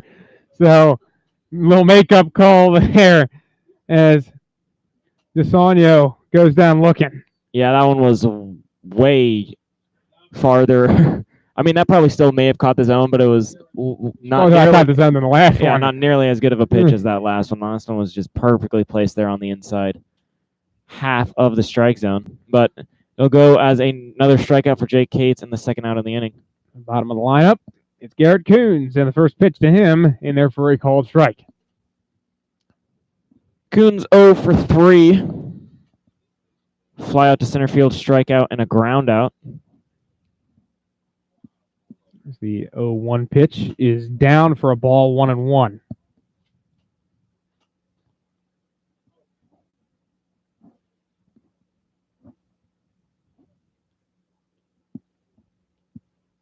One pitch falls in there for a called strike. That breaking ball been really good here for Jay Cates.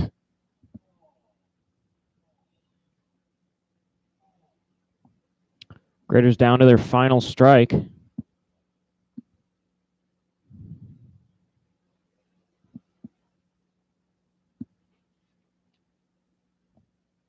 Cates is set. Here's the pitch. This one hit on the ground to short. Thomason up with it, throws on to first in time, and this ball game is over. The Joes break their little 2-game skid, and pick up a much-needed victory, 9-4 at home against the Galion Graders. Yeah, much needed win. The Joes, coming off that tough doubleheader, putting up a 9 spot on the board, really much needed and a huge victory for them in this first game of the doubleheader. So we will take a short break. Be back with the post-game show here at Foundation Field. Again, Joes win it by a score of 9-4. We'll be right back. Your AAA store has moved to a new location in Hamilton. 2870 Menards Boulevard in Fairfield Township is your new home for all your travel, insurance, and attraction ticket needs. AAA has great member deals on everything you need for a great vacation. Visit AAA today in Fairfield Township to join America's largest motor club organization or online at AAA.com. At Pfefferly Tire and Automotive, our mission is to provide quick, reliable service at an affordable, low price to maximize customer service. We are committed to excellence in customer service as well as automotive services. We value our long-lasting relationships with our customers, employees, and our suppliers. By using the latest technology in the automotive service industry, there's rarely a problem we can't solve. We hold ourselves to the highest levels of honesty and integrity to earn and sustain your trust as a loyal customer. Family owned and operated since 1994. Back here at Foundation Field, big win for the Joes. Win at 9-4. Just a small 2-game losing streak in that doubleheader with Lima, but they get back with this win here. Yeah, they just really didn't look like themselves in that 2-game stretch. So it's good to see them get back to strong starting pitching and the bats really clicking. 9 runs on 13 hits. Bullpen struggled a little bit after the great start by Webb, but all in all, able to get the much needed victory in this game 1. Talking about Jacob Webb, it was a heck of a ball game he had out there. 6 awesome innings, struck out 9, I believe. That's a phenomenal job, and did not walk a soul.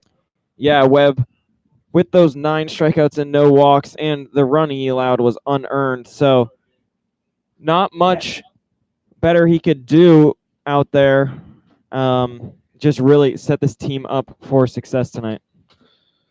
And he gets the win for today. That puts him at 3-0 for the Joes. Some decent performances offensively as well. Couple of RBIs for Avery Janning. He went 2 for 4. Logan Thomason had 2 RBIs. He went 3 for 4. So a couple offensive performances shown through as well. Yeah, Logan Thomason's really good to see get a couple of those singles in there. That last RBI, probably going to be a little sore from that one tomorrow as they hit him square on the back. Hopefully it missed anything that's going to prevent him from playing. He stayed out in the game, so I think he's going to be fine for tomorrow's game. But offense really needed to click today, get some momentum back in that dugout, get some confidence back in that dugout, and they got just what they needed. And for the Graders, that this loss today drops them to 3-11. The win for the Joes jumped them up to 10-5. It wasn't what you wanted to see out of the starter. He did only give up 3 runs. That was Wyatt Smith, but walking 3, you saw his control wasn't exactly there 100%. Yeah, he kept them in the game for the most part. His control wasn't there, but he made enough pitches to stay in it. It was really the first reliever for them, Christopher Punka. Punka went 2 2/3, gave up 6 hits, 4 runs, all of them earned. He's the one that really kind of hurt them in this ball game. And it really was the walks that hurt them. 8 walks in 8 innings that the Joes were swinging the bats, and that just really hurt them as a staff. Yeah, the walks the Joes were really able to take advantage of. That's been a calling card of this Joes team in their victories. They've really done well taking advantage, being patient at the plate, but it'll be a new ball game tomorrow, and they'll look to get the game 2 victory and try and climb back in to first place in the division. So we'll take a quick break. We'll be back with the player of the game, Garrett Will, here at Foundation Field.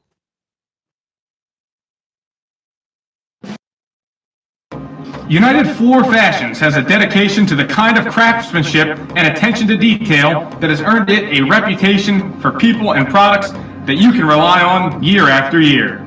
United Floor Fashions. People you can trust, products you can rely on, prices you can afford, and installation that's unsurpassed. Founded on family values, 4-Star Mechanical is dedicated to providing a seamless solution to your mechanical concept or crisis. Our staff is trained on the latest technologies and safety practices to ensure that every individual benefits from being part of the 4-Star Mechanical team. 4-Star Mechanical, a proud sponsor of your Hamilton Joes. United Heartland Insurance Agency is a consolidation of a number of family-owned independent insurance agencies, the oldest of which dates back to 1872. For years, we've been protecting the assets of our clients by offering comprehensive and competitive business, personal, and life insurance products through some of our finest insurance companies in the business. Members of our professional, licensed staff average over 20 years of experience in the insurance business. United Heartland, a proud sponsor of the Hamilton Joes. Back here, Garrett Weaver alongside the player of the game tonight, starting pitcher Jacob Webb. Jacob, you really came out here and dominated all game long. 1 run scored, but it was an unearned run on that passed ball. How are you feeling out there tonight? Feels great. Felt great to give my team a really good performance and in the end get a W. So it's pretty cool. And then you have been pitching really well as of late. Struggled a little bit in that first outing, but really have seemed to have found your release point, found your stride here. What's kind of clicked for you these last couple starts? I think the first start was just kind of get my feet wet, I guess. But ever since then, the slider has really started to click for me. Past 2 starts, it worked real good. Took me a minute, but today it came in really effective in the middle innings. So I think that's what's kind of helped my stride forward. So. And then today you struck out 9, didn't walk a single guy. Is that kind of finding that command of the slider, allowing you to get a lot of those strikeouts and still find the zone, not walking anyone? Oh yeah, for sure. If you can have that second pitch, and you can throw it for strikes for sure. That helps a lot. They were a little behind on the fastball, but still, you don't want to just throw fastballs every pitch. Right. So being able to have that second pitch was for sure helped out a lot. And then this team struggled in that doubleheader yesterday. Kind of really needed this bounce back victory.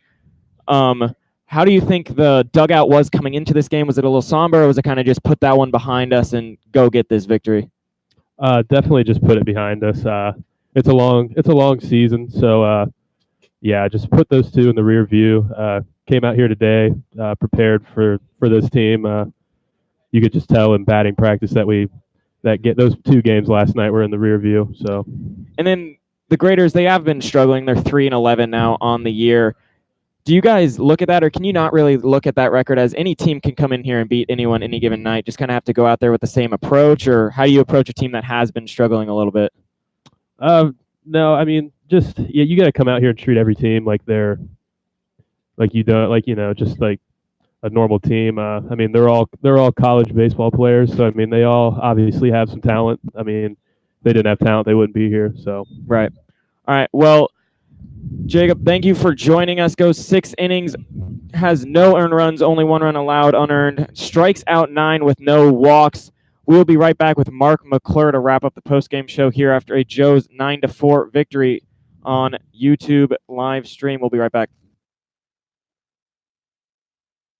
Though founded in just 2015, Aspen Roofing and Siding has firmly planted its name within the tri-state community. Our rapid growth is a direct reflection of our high standards and core values, as they are implemented on and off the job site. A step above the rest is not just a slogan, but a way of life. We exist to protect and enhance your home, which is your most valuable investment.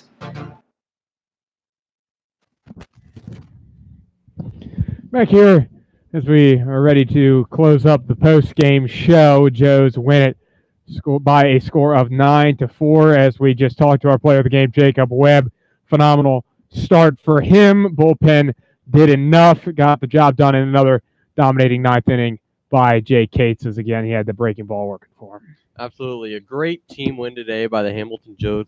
Back here tomorrow, 4:05 first pitch for game 2 of our series against Galion. For Garrett Weaver here, this is Mark McClure. We will see you tomorrow, Joes fans. Have a good night.